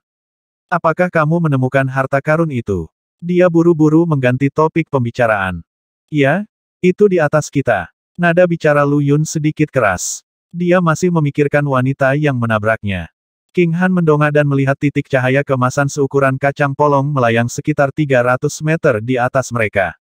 Itu adalah koin Treasure Vault. Jangan sentuh koin itu. Dia memperingatkan, khawatir. Panggil orang untuk membantu. Makhluk telah terbangun. Hah? Keluar dari lamunannya, Lu Yun juga bisa mencium bau yang menyengat dan menjijikkan di udara. Itu dari mulut makhluk yang menganga. Mendesis. Suara mendesis serak menunjukkan adanya entitas seperti ular. Tidak dibutuhkan. Lu Yun menggelengkan kepalanya. Kita berada di dalam formasi biduk, sementara makhluk itu menjaga harta karun di luar. Itu tidak berani memasuki formasi. Formasi ini, atau tata letak, sangat fatal karena dibentuk melalui kekuatan biduk. Baik tata letak dan formasinya sendiri cukup mematikan, tetapi ketika digabungkan, sinergi mereka dapat menghancurkan apapun tanpa harapan untuk bertahan hidup. Jika Lu Yun tidak melihat melalui tata letaknya, mereka tidak akan berhasil sampai di sini. Karena makhluk itu harus tetap waspada di sekitar harta karun itu, ia tidak akan dengan mudah memasuki formasi. Oke, King Han mengangguk. Sekarang apa? Ikuti aku dan mundur perlahan. Akan mengambil tangan King Han lagi, Lu Yun berubah pikiran dan meletakkan tangan King Han di bahunya. Keduanya perlahan mundur. Lu Yun bahkan tidak mengambil koinnya. Meskipun makhluk itu tidak akan memasuki formasi, itu bisa mempengaruhi pengaturan melalui cara lain. Keduanya berada di tepi. Mereka bisa merasakan tatapan berat menembus kegelapan dari atas kepala mereka dan menetap di atasnya. Bersenandung. Sebuah dengungan tiba-tiba menandai aktivasi formasi biduk, membuat ruangan itu bersinar seputih salju. King Han bergidik, wajahnya pucat pasi. Ruang yang awalnya sangat besar tiba-tiba menyusut menjadi sekitar 36 meter dalam radius. Ular hitam kecil yang tak terhitung jumlahnya menggeliat dan merangkak di sepanjang dinding. Mereka semua kira-kira panjangnya 1 kaki dan selebar ibu jari. Di atas kedua manusia itu, seekor ular hitam berbentuk segitiga berjari-jari sekitar 1 yard. Mata merahnya menatap dingin pada mereka saat cahaya dingin berkilauan dari tanduk putih seperti batu giok di atas kepalanya. Namun perhatian Lu Yun tertuju pada batu perak di atas kepala ular raksasa itu. Itu berkilauan dengan cahaya surgawi, dan ada sesuatu yang familiar tentangnya. Apa yang teror King Han tampak jelas di tubuhnya yang gemetar dan wajahnya yang tak berdarah. Jangan khawatir, ini hanya pantulan yang diciptakan oleh formasi, Lu Yun meyakinkan. Ular-ular itu sebenarnya sangat jauh dari kita. Oke, wajah King Han masih pucat. Kamu takut ular? Lu Yun menatap temannya dengan heran. Ini adalah Rimesnake, binatang yang sangat berbisa. King Han mencoba yang terbaik untuk meredam rasa takutnya. Saya digigit oleh satu ketika saya masih kecil. Racun itu bertanggung jawab atas keadaanku sekarang. Sekali gigit, 2 kali malu. Pengalaman masa muda telah menanamkan benih teror hina di dalam hatinya. Meskipun ular itu mematikan, klan King punya cara untuk meniadakan racun itu. Namun, semua orang di klan pada waktu itu menganggap King Han sebagai pertanda malapetaka yang akan menghancurkan klan, sehingga banyak dari mereka ingin dia mati di tempat. Dengan kata lain, bukan kebetulan bahwa King Han digigit ular. Ketika King Bui dan Chen Xiao menemukannya, racun itu telah menyebar jauh ke dalam tulang dan bergabung dengan hal yang paling ditakuti klan. Itu membuat racun yang dihasilkan lebih kuat, dan sekarang menggerogoti kehidupan King Han. Baik Chen Xiao maupun King Bui tidak bisa membersihkannya dari racun. Untuk itu, kedua iblis menciptakan sungai darah di klan, membunuh setidaknya 10.000 makhluk abadi dalam pertumpahan darah yang menakutkan. Sejak saat itu, anggota klan tidak berani menyentuh King Han, meskipun mereka membencinya. Misalnya, King Hongchen mungkin ingin King Han mati, tetapi dia harus melakukan perbuatan itu di KTT Formasi Segudang, dan harus memastikan ajalnya tidak mencolok. Bukan masalah besar jika itu hanya racun ular. Mata Lu Yun berbinar. Aku akan bisa menyelamatkanmu jika aku bisa mendapatkan taring ular. Itu tidak akan menghasilkan apa-apa. King Han menggelengkan kepalanya. Ada hal lain dalam diriku yang bercampur dengan racun untuk membuat racun baru, dan esensi hidupku telah lama dilahap oleh racun itu. Lu Yun mengerutkan kening dan bertanya, apalagi yang ada di tubuhmu? Apakah kamu akan meninggalkanku jika kamu tahu? King Han bertanya dengan suara gemetar. Gubernur menggelengkan kepalanya sambil tersenyum. Tidak. Ini, akar roh terkutuk saya, kata King Han pelan. Ini adalah akar roh paling jahat dari Yin Ekstrim di dunia. Sama seperti makam kepunahan Skanda yang kau bicarakan, itu bisa menghancurkan klanku dan membawa kemalangan bagi semua orang yang dekat denganku. 110. King Han menatap Lu Yun dengan gugup setelah penjelasannya. Akar roh terkutuk. Gubernur berhenti. Itu masih semacam akar roh, bukan? Ya, King Han mengkonfirmasi dengan hati-hati. Tidak ada seorang pun di dunia abadi yang bisa berkultivasi tanpa akar roh. Akar Empyrean Wan Feng dan akar abadi Yu Ying memiliki peringkat yang luar biasa tinggi, yang menjamin masa depan yang cerah dalam mengejar Dao. Lu Yun sebelumnya tidak dapat berkultivasi karena akar rohnya terlalu lemah untuk melawan energi Yin yang dikumpulkan oleh pembawa peti mati Enwim. Akibatnya, tidak hanya fisiknya yang lemah, akar rohnya juga layu. Jika akar rohnya cukup kuat, dia masih bisa berkultivasi meskipun ada pengaruh dari pembawa peti mati Enwim, seperti yang telah dicapai kakeknya. Akar roh terkutuk adalah salah satu dari banyak akar roh di dunia. Namun, sifatnya yang bengkok berarti ia datang dengan kutukan yang akan membawa kesengsaraan dan kemalangan bagi orang-orang di sekitar pembawa. Pembawa tidak bisa mengendalikan akar roh. Begitu kekuatannya membuahkan hasil, itu akan menghancurkan semua orang di sekitar mereka, klan mereka, dan diri mereka sendiri. Itu membuat pembawanya menjadi pertanda kehancuran yang nyata. Akar roh terkutuk, gumam Lu Yun dengan bingung. Ekspresi King Han semakin cemas. Meskipun Scroll of Severding Immortals secara bertahap menghapus kutukan dari akar roh, kombinasi racun dari akar roh dan racun Rimes Nake tetap ada. Kedua faktor ini adalah penyebab dibalik mengapa King Han tidak memiliki teman saat tumbuh dewasa. Dia pernah memiliki beberapa teman, tetapi mereka menghindarinya seperti wabah segera setelah mereka mengetahui kondisinya, dan tidak pernah lagi bertemu. Aku sangat takut bahwa aku akan kehilangan dia seperti yang lain.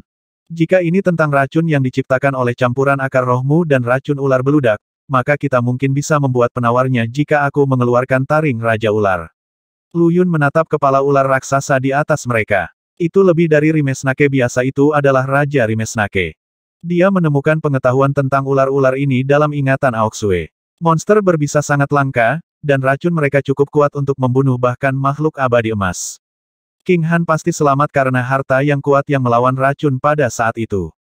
Yu Ying, utusan pertama Lu Yun, adalah ahli pil yang tak tertandingi dan tahu cara mengatasi racun. Meskipun dia belum pernah berurusan dengan racun Rimes Nake, dia mungkin bisa menemukan obatnya jika dia bisa bekerja dengan taring Raja Ular. Aku mendapatkan taring itu. Lu Yun bergumam dengan tatapan intens pada Raja Ular. Hah? King Han bingung. Apakah kamu tidak peduli dengan akar roh terkutukku? Bukankah itu dinegasikan oleh gulungan Dewa Penggembalaan? Lu Yun mengerjap bingung. Tapi seharusnya ada jejaknya yang tertinggal di racun di sistemku. King Han tidak bisa memikirkan reaksi gubernur. Sepanjang hidupnya, setiap kultivator menghindarinya seolah-olah dia adalah perwujudan dari Armageddon ketika mereka mengetahui tentang akar rohnya. Tidak, dia adalah Raja Sampar di mata mereka. Lalu kita akan menemukan cara untuk mendapatkan taring itu dan menggunakannya untuk membersihkan racun dan akar rohmu sepenuhnya. Lu Yun dengan penuh semangat mengacak-acak rambut King Han, yang terakhir menggelengkan kepalanya tetapi tidak menjauh. Lu Yun juga tidak tahu mengapa dia melakukan itu. Sejujurnya, meskipun dia tidak menyadarinya, dia tidak pernah memperlakukan King Han sebagai seorang pria. Tome of Life and Death adalah harta tertinggi yang bahkan melebihi Dao Surgawi, dan itu terus-menerus mempengaruhi alam bawah sadar Lu Yun. Kekuatan batu bintang secara alami tidak bisa menipu buku itu. Jadi, tanpa sadar, dia memperlakukan King Han sebagai King Yu. Kesadaran itu belum mengenai pikiran sadarnya. Tepuk. Dengan putaran tangannya, Lu Yun memanifestasikan jimat berbentuk seperti riak air dan menempelkannya di bahu King Han. Setelah riak memudar, esensi kehidupan keturunan King benar-benar disamarkan.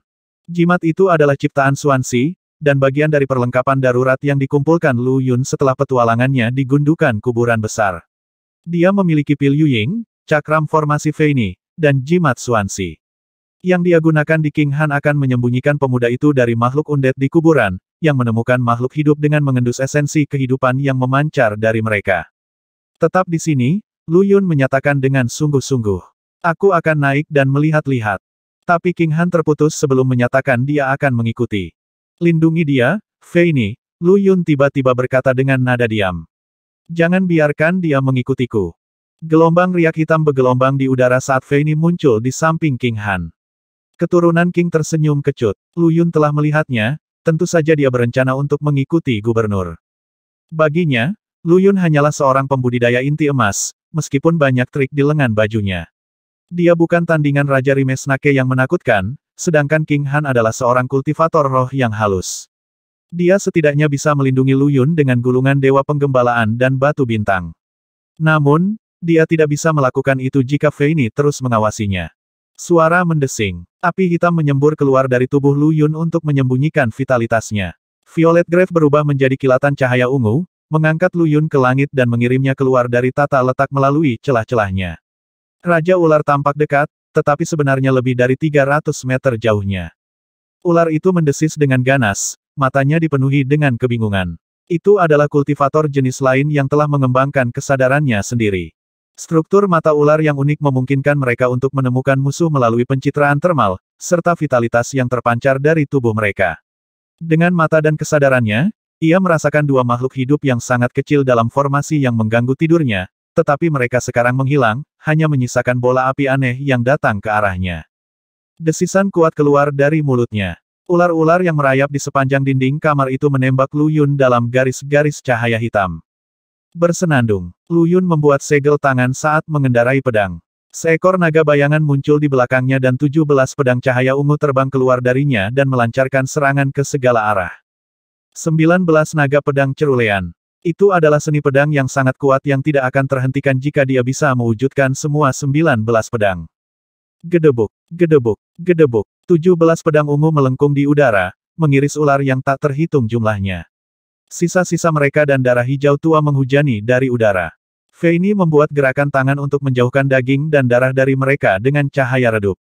King Yu tampaknya memiliki permata seperti ini juga. Itu berkilau seperti bintang. Dari dekat, Lu Yun akhirnya ingat di mana dia pernah melihat harta kosmik sebelumnya ketika dia memeriksanya secara mendetail. Bau menyengat menyerang indranya saat Raja Ular Beludak membuka rahangnya untuk menggigitnya.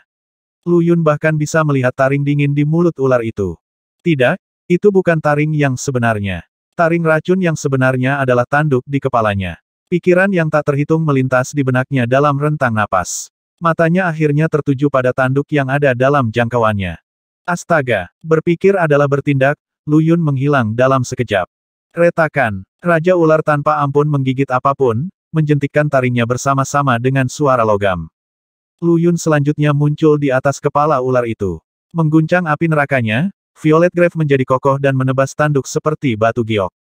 Denting, suara tajam dari tabrakan fisik terdengar dan kekuatan tandingan yang hebat berdesir dari ujung taring racun.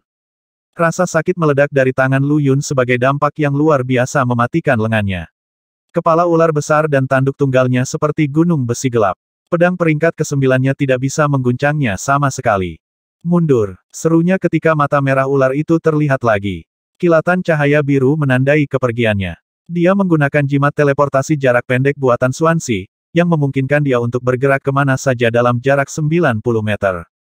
Itu paling efektif ketika lawan-lawannya tidak mengharapkannya. Namun, jika dia menggunakan trik terlalu sering, itu akan cepat terlihat, dan dengan demikian dibatalkan. Pembudidaya yang kuat dapat dengan mudah menempuh radius 100 yard dengan kesadaran mereka dan mendeteksi perubahan kecil dalam kisaran itu. Meskipun jimat memungkinkan untuk teleportasi cepat, pedang abadi bisa bergerak dengan cepat. Jika mereka merasakan perubahan di udara terlebih dahulu, ujung pedang mereka akan menunggu Lu Yun setelah gerakannya selesai. Raja Rimesnake, bagaimanapun, terperangkap di dalam langit-langit untuk melindungi batu bintang raksasa dan setengah dari tubuhnya yang besar terkubur di batu di atas kepala mereka. Bahkan jika dia bisa melihat melalui jimat teleportasi, dia tetap tidak akan bisa menangkap manusia. Segera setelah dia memutar kepalanya, Lu Yun berteleportasi, mencegahnya untuk dilihat dengan baik. Ses! Ular itu memanggil Rimesnakes yang lebih kecil dan mengirim mereka berkerumun dari segala arah, menutupi ruang di sekitarnya dalam rentang napas. Lu Yun menggunakan selusin beberapa jimat secara berurutan, berkedip-kedip dengan ledakan 17 suar pedang setiap kali dia muncul kembali, menciptakan hujan darah ular yang tak ada habisnya. Namun demikian, ada terlalu banyak dari mereka. 19 naga pedang cerulean.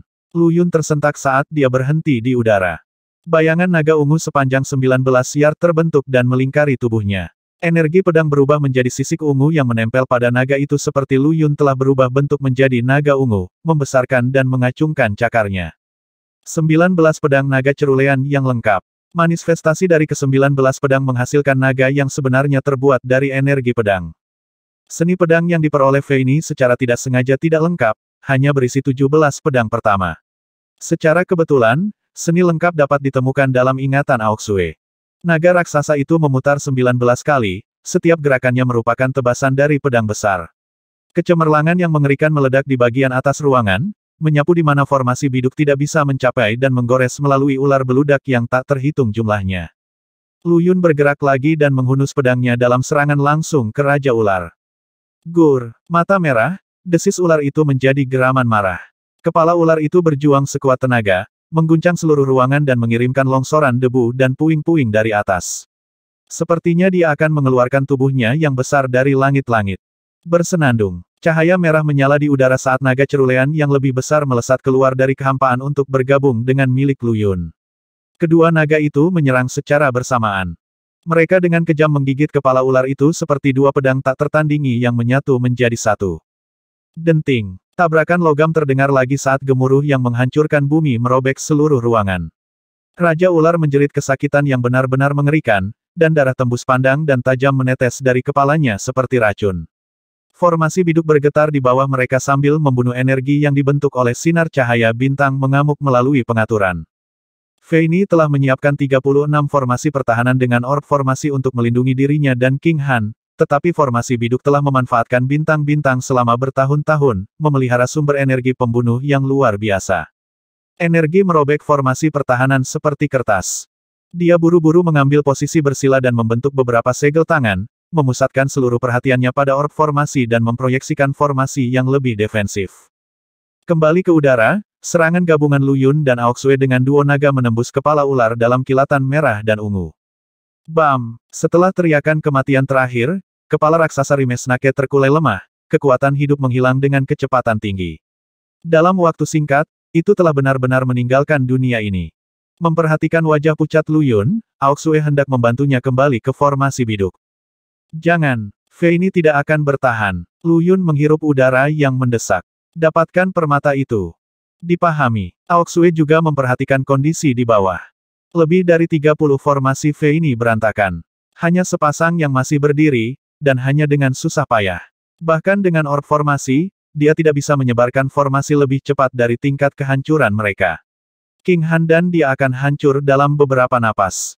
Aoxue buru-buru berjalan ke batu bintang yang melayang. Mengambil perintah Lu Yun. Koin treasure fall yang melekat pada batu bintang berdenyut terang dengan kemegahan emas saat mata koin berubah menjadi lubang hitam, menelan harta karun itu.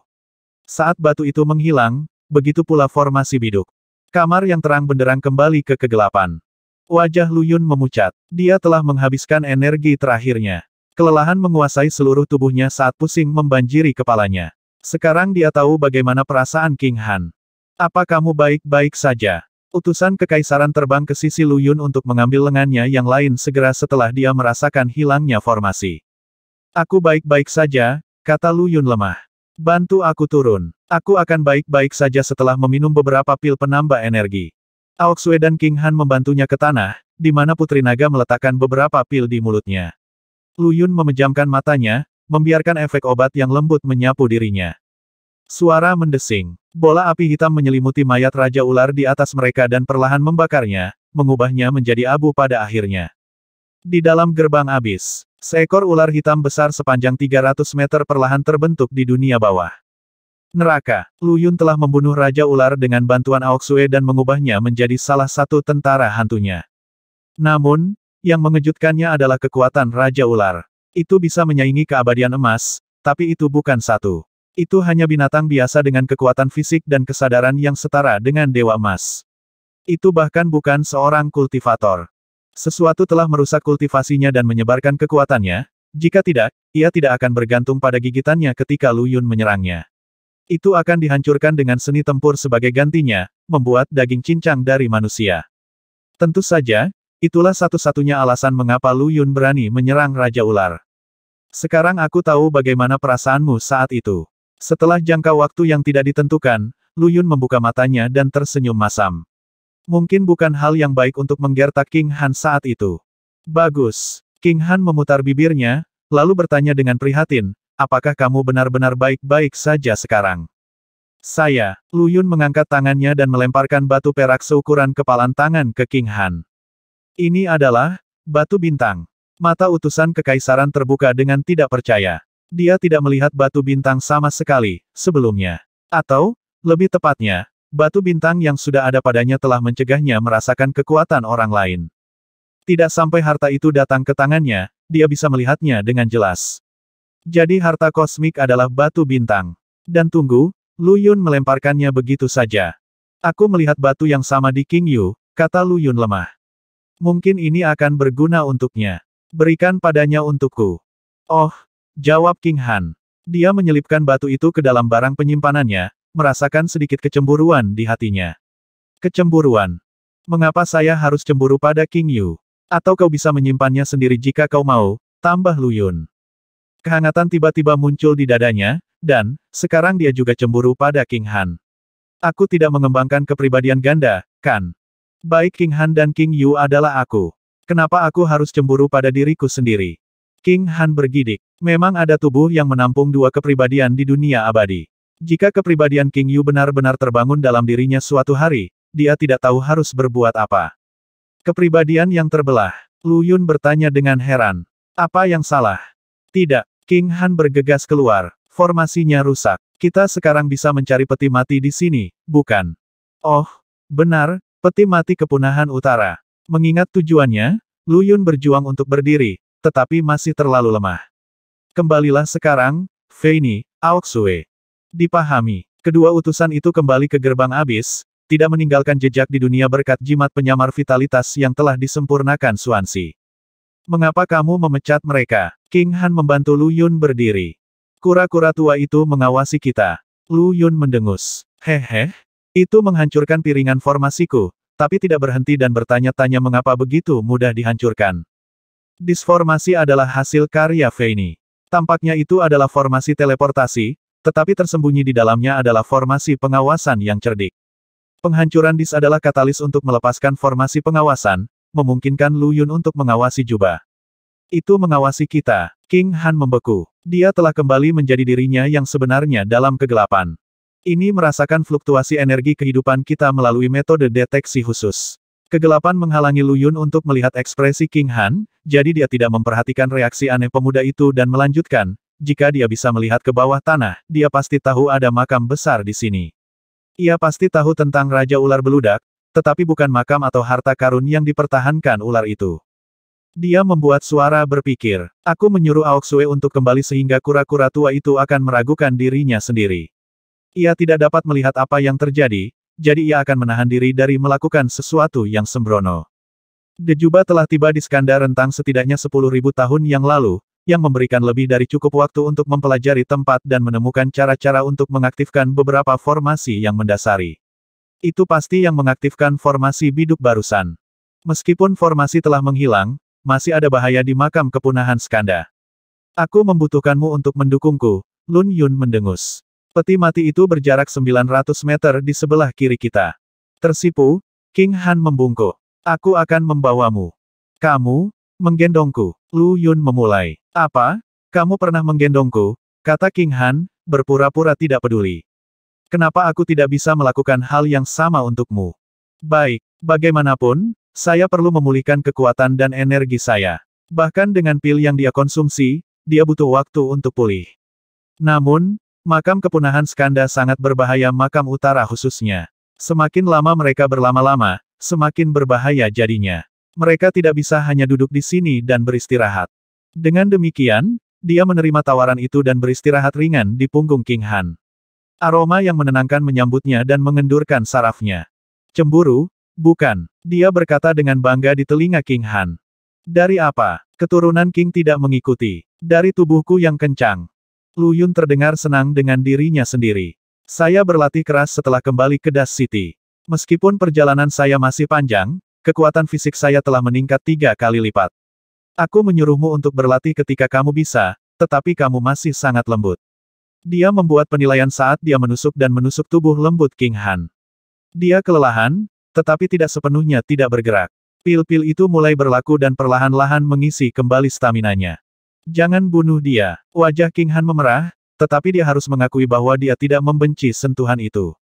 Men, jika dadamu tidak rata, aku akan mengira kamu seorang wanita. Tangan Lu Yun bergerak ke dada King Han untuk meremas. Jangan membunuh dia. King Han menggertakkan giginya, tetapi tidak berani melepaskannya. Tanah di sini ditutupi potongan rimesnake dan darah, yang keduanya sangat kuat dan fatal. Jika Lu Yun jatuh dari punggungnya, gubernur akan setengah mati dalam waktu singkat. Di sini kita, utusan kekaisaran tiba-tiba berhenti, wajahnya pucat. Apa itu di peti mati? Dia bertanya dengan tenang. Energi jahat dan dingin membuatnya ingin melesat. Itu mayat dendam. Lu Yun dengan gugup berjuang dari punggung King Han. Dia tidak menyangka bahwa mayat yang dikubur di sini akan berubah menjadi mayat dendam dan keluar dari peti matinya sendiri. Bukankah benda ini seharusnya berada di makam pusat? Dia memiliki firasat yang sangat buruk tentang situasinya. Seorang zombie mungkin berubah menjadi mayat dendam jika diliputi oleh kebencian. Itu bukan zombie atau hantu, tapi mirip keduanya. Menyalakan api. Lu Yun berbisik. Astaga, api muncul dari ujung jari King Han, menerangi ruangan. Apa yang mereka lihat mengangkat rambut di tubuh mereka. Peti mati merah, panjang 18 meter dan tinggi 1 yard dengan pola berdarah terukir di permukaannya, berkilau dalam cahaya yang berkedip-kedip dari ujung jari King Han. Neter panik peti mati kayu. Lu Yun berseru. Sebenarnya ada peti mati kayu di dalam makam Desolate Utara. Siapapun yang mendirikan kelima makam itu sama sekali tidak melakukan pukulan. Mereka tidak hanya ingin menghancurkan klan, tetapi juga menyingkirkan penyusup.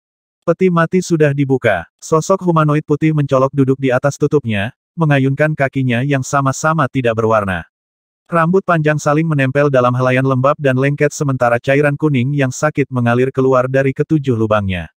Rongga mata yang gelap dan kosong menatap lurus ke arah Lu Yun dan King Han.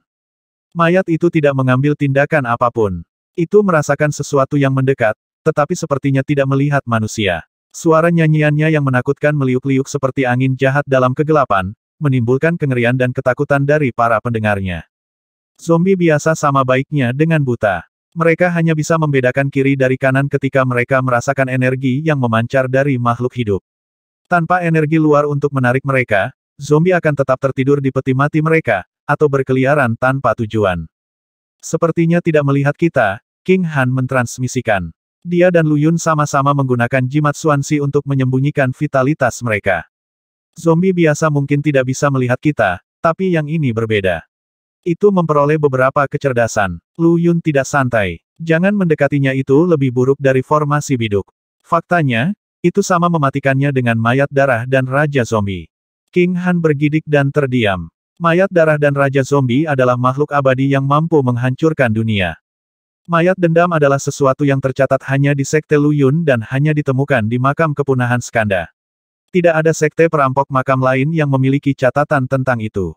Pencipta makam menggunakan mayat sebagai formasi untuk mengumpulkan semua ki jahat di dunia untuk menghancurkan klan yang ditargetkan. Dipenuhi dengan keluhan seluruh garis keturunan, mayat malang itu akan berubah menjadi mayat dendam. Grandmaster Sekte Lu Yun telah bertemu dengan satu monster seperti itu di kuburan seperti ini dan pada akhirnya nyaris tidak berhasil melarikan diri. Bahkan saat itu, dia tidak menghindari kemalangan. Monster itu menginfeksinya dan mengubahnya menjadi zombie, mengharuskan para elit sekte untuk membawanya keluar dari markas sekte. Sebelum kematiannya yang malang, bagaimanapun, dia telah mencatat segala sesuatu tentang mayat dendam dan makam kepunahan Skanda secara lengkap. Mayat dendam itu cerdas. Itulah satu hal yang ditekankan oleh Grandmaster sebelum berubah menjadi zombie sendiri. Udara tebal dengan ketegangan yang tak tertahankan. Energi yin sepenuhnya membebani Lu Yun dan King Han, membuatnya sulit bernapas. Tatapan kosong mayat dendam itu sesekali menyapu mereka, tetapi perhatiannya selalu cepat berlalu, seolah-olah tidak memperhatikan mereka. Apa yang kita lakukan sekarang? King Han mentransmisikan dengan hati-hati. Jangan khawatirkan itu. Ayo pergi. Lu Yun tetap menatap mayat dendam saat dia mundur dengan hati-hati. Aku masih tidak tahu bagaimana menghadapinya. Melepaskan 9 mayat darah adalah hal yang mustahil. Jika tubuh di makam ini sudah menjadi mayat dendam, maka tubuh di tengah, makam paling kuat juga akan menjadi monster yang sama, atau sesuatu yang lebih menakutkan. Jika dia membiarkan mayat darah keluar, dia mengambil risiko menarik kelima zombie di kuburan. Mereka akan berada dalam masalah besar saat itu. Mundur adalah jalan untuk saat ini, sampai mereka bisa menemukan solusi. Dia tahu cara menghancurkan makam kepunahan Skanda, tetapi tidak dengan varian zombie ini. Meskipun keberadaan makhluk itu tidak mengejutkan, dia mengira mereka tidak akan bertemu sampai mereka memasuki makam pusat. Namun, ini dia. Itu mengikuti kita. King Han tiba-tiba ditransmisikan dengan tenang. Apa? Lu Yun memulai. Di matanya, mayat pendendam itu masih duduk di peti mati, menatap kosong pada mereka berdua tanpa melakukan apa-apa. Suara mendesing. Sebuah gulungan meluas dari tangan King Han, memungkinkan munculnya naga hitam raksasa. Bam! Naga itu bertabrakan dengan sesuatu dengan dentuman hebat. King Han dengan cepat mengumpulkan Lu Yun dalam pelukannya dan terbang ke arah lain, melindungi mereka berdua dengan rona putih lembut. Sementara itu, pertempuran epik telah pecah antara naga hitam dan sesuatu yang tidak terlihat. Naga melolong dan geraman serak bergema di kegelapan. Naga hitam adalah makhluk abadi yang tak tertandingi, tetapi mayat dendam berhasil menyainginya. Tidak, itu menang. Warna terkuras dari wajah King Han. Seperti Raja Rimesnake, naga hitam telah kehilangan energi internalnya. Namun demikian, itu tidak melemahkan kemampuan tempur jarak dekat, dan itu masih kuat secara fisik. Meskipun itu adalah Wim berskala, ia tahu banyak gaya bertarung drakonik. Namun hal dalam kegelapan itu tidak hanya menyamai kekuatan naga, tetapi juga menang. Ayo pergi. Mengambil keuntungan dari ruang yang diciptakan oleh Dragon Ward, Lu Yun mengaktifkan selusin jimat teleportasi jarak pendek secara berurutan untuk menghindari gelombang kejut yang mengerikan. Dia kemudian menekan disformasi ke tanah. Bersenandung. Sebuah penghalang 5 elemen menyelimuti mereka. Bam! Retak-retak-retak. Kekuatan tabrakan dari pertempuran antara makhluk abadi yang tak tertandingi menghantam cakram formasi buatan Feini, mematahkannya dengan retakan. Memanfaatkan cadangan energinya, Lu Yun dengan cepat menekan selusin piringan formasi lagi di tanah dan nyaris tidak memblokir gempa susulan. Bagaimana Grandmaster lolos dari mayat dendam? Otaknya menjadi overdrive saat dia menganalisis situasi. Dia dengan cepat membalik-balik catatan sekte dalam ingatannya, memindai segala sesuatu yang berhubungan dengan makam kepunahan Skanda dan mayat dendam. Mayat dendam di bumi tidak akan sekuat ini, tetapi Grandmaster hanyalah manusia biasa dan tidak akan memiliki harta dunia abadi padanya. Kesenjangan antara Grandmaster dan mayat dendam harus serupa dengan celah antara Lu Yun dan makhluk ini. Ergo, Lu Yun, seperti Grandmasternya sebelumnya, menghadapi kekuatan yang tidak dapat diatasi. Namun, Grandmaster tidak hanya menjelajahi kelima makam, tetapi juga melarikan diri dari mayat dendam. Lu Yun pasti kehilangan elemen penting yang dia abaikan. Bam! Sebuah ledakan dramatis memantul melalui kegelapan. Sesuatu menabrak dinding dengan bunyi keras, mengguncang seluruh gua bawah tanah. Raungan naga yang kesakitan terdengar, diikuti oleh suara gigi yang merobek daging. Wajah King Han jatuh. Mayat dendam mengalahkan Dragon Ward. Ingat naga itu. Lu Yun panik. Tidak peduli jenis zombie, mereka menjadi lebih ganas dan kuat setelah memakan daging dan darah. Berpesta dengan naga hanya akan membuat mayat dendam itu jauh lebih kuat. Lu Yun bahkan tidak akan memiliki kesempatan untuk mundur kembali ke gerbang abis saat itu. King Han buru-buru mengumpulkan bentuk gigitan naga dengan gulungan dewa penggembalaan. ROARRRRR. Sebuah geraman marah keluar dari kegelapan. Makanannya direnggut dari mulutnya telah membuat marah mayat pendendam itu, dan itu segera datang untuk Lu Yun dan King Han. Bam, bam, bam, formasi pertahanan Feini pecah seperti telur. Mati, gumam mayat dendam. Zombie yang bisa bicara. Lu Yun dan King Han hampir tidak punya waktu untuk bereaksi sebelum cakar hitam bercahaya muncul di depan mereka. Bersenandung. Dalam sepersekian detik sebelum serangan itu mendarat, energi pedang ungu meledak dari Lu Yun. Sosok putih tiba-tiba muncul entah dari mana dan menjatuhkan mayat dendam itu dengan lemparan sembarangan. Pada saat yang sama, peti mati ungu tampak terbuka sedikit, memungkinkan energi pedang peringkat 9 untuk secara bertahap membentuk dunia. Yang mengejutkan Lu Yun, itu penuh dengan kuburan. Violet Grave jadi ini yang dimaksud dengan namanya. Gumam Lu Yun. Kumpulan makam yang membentuk keseluruhan kolektif disebut makam, sedangkan makam raja dan kaisar tunggal kemudian juga disebut sebagai makam karena skala besar mereka. Perampok makam biasa mungkin bisa membobol mausolem kaisar, tapi bukan kumpulan makam. Feng Shui dari makam yang berbeda bersinergi untuk menciptakan pengaruh Feng Shui di sebuah makam, dan semua makam di dalam makam itu digabungkan untuk membentuk satu kesatuan. Menyerang satu makam sama dengan menyerang seluruh koleksi. Untuk menghancurkan mausolem, seseorang harus menghancurkan semua makam di dalamnya pada saat yang bersamaan. Lu Yun tidak tahu apakah ada makam kaisar di antara koleksi di dalam Violet Grave, tapi pengaruh besar mausolem telah terbentuk. Sosok putih keluar dari proyeksi, menunjuk Violet Grave ke mayat dendam. Mayat dendam itu berdiri di atas peti mati kayu, tatapannya yang semula kosong bersinar dengan haus darah saat menatap pria berbaju putih itu. Lu Yun samar-samar mengingat sosok yang sama yang memotong Li Xing ketika King Han mendorong pedang sepenuhnya untuk menyelamatkannya. Bagaimana kalian berdua bisa berada di tempat seperti ini, Im? Mendesah sosok putih, nada lembutnya bermasalah. Zombie ini didorong oleh dendam dan hampir tak terkalahkan. Bagaimana saya menghadapinya? Sepupu, King Han mengedipkan mata pada sosok itu dengan tidak mengerti. Kenapa? Kenapa kamu ada di pedang? Adalah satu-satunya hal yang King Han berhasil katakan setelah keheningan yang lama dan tertegun. Saya memasang seutas kekuatan yang memungkinkan saya untuk memanifestasikan citra diri saya ketika Anda dalam bahaya. Sosok itu tersenyum dan melanjutkan dengan suara sayang, apakah kamu benar-benar berpikir aku akan membiarkanmu bepergian sendirian tanpa mengambil tindakan pencegahan? Lu Yun menatap penyelamat mereka, tapi tidak bisa melihat apa-apa selain kabut putih samar. Sosok itu menoleh padanya. Kamu Lu Yun, kan? Gubernur mengangguk kecil. Sepupuku memberimu Violet Grave. Menarik nada sugestinya yang aneh membuat Lu Yun gelisah. Sementara itu, wajah King Han memerah. Sepupunya telah melihat langsung perasaannya. Bam! Sosok putih itu memukul mundur mayat dendam yang menerkam dengan gelombang ceroboh. Sayang sekali dia tidak mati, kata sosok kulit putih itu dengan bingung.